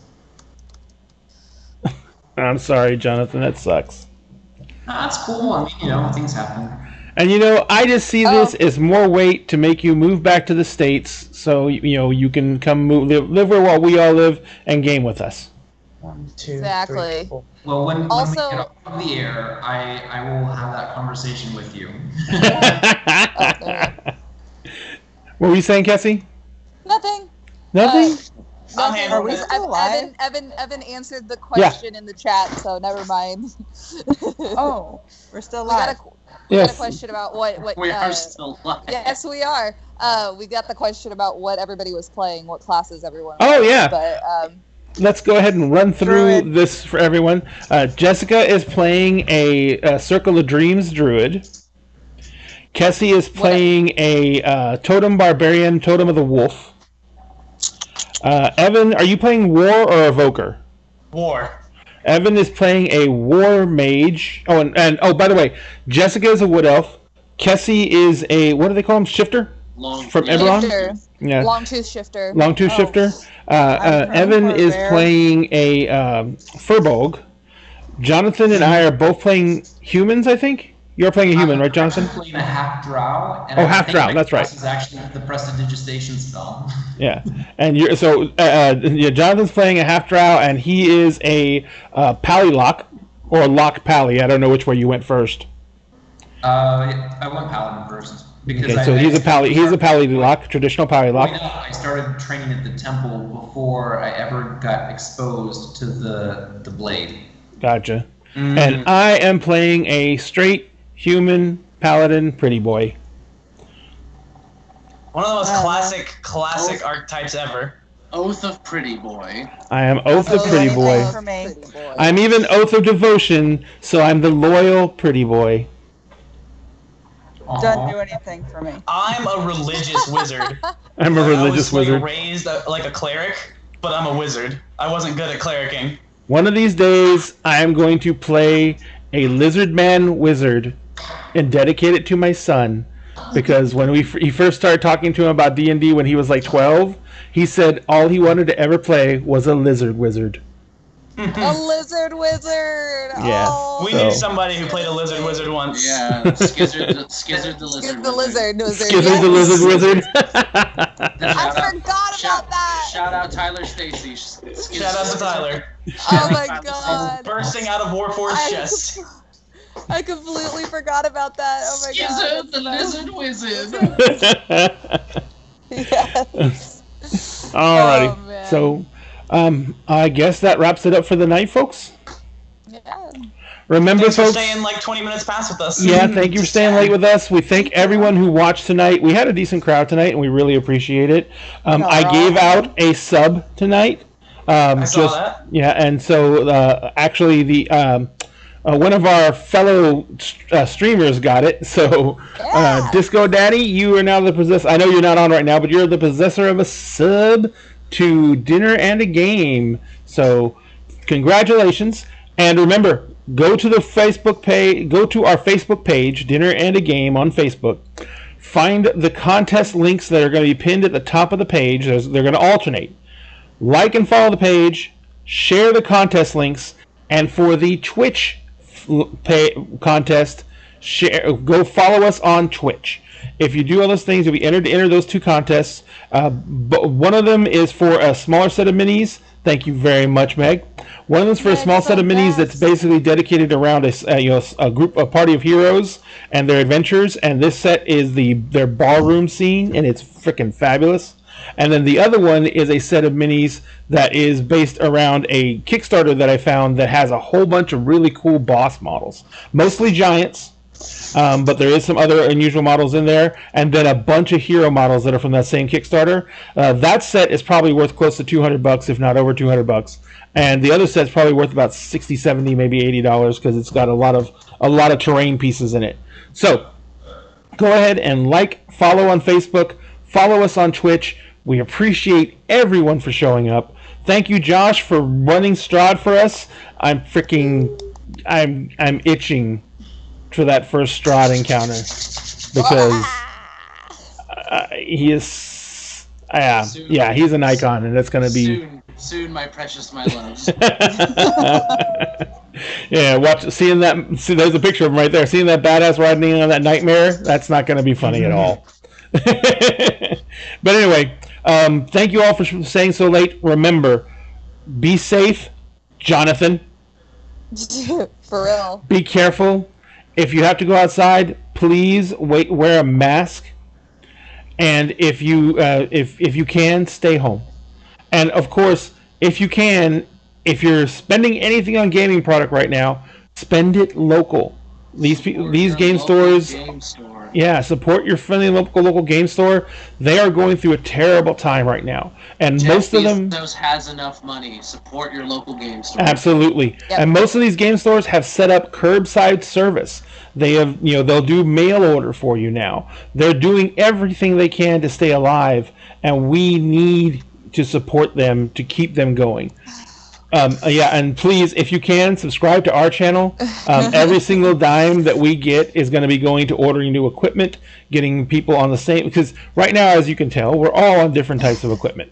We're all on different computers. We have, different, and everything is not standardized, which makes it much harder to get the things going for a good standard base of operations for a stream. So as soon as we can, we're going to be sending out, we're going to send equipment to all our different gamers to make sure that everyone's on board with the same type of equipment, and we have the same quality going in as we do coming out as we do going in, and that way we can make a better stream for you. So we thank you so much for everything. You guys have an excellent night. Love each other, and just remember that when it comes to us, we will always save you a seat at the table. Good night. Good night. Bye. Where's the- Much love.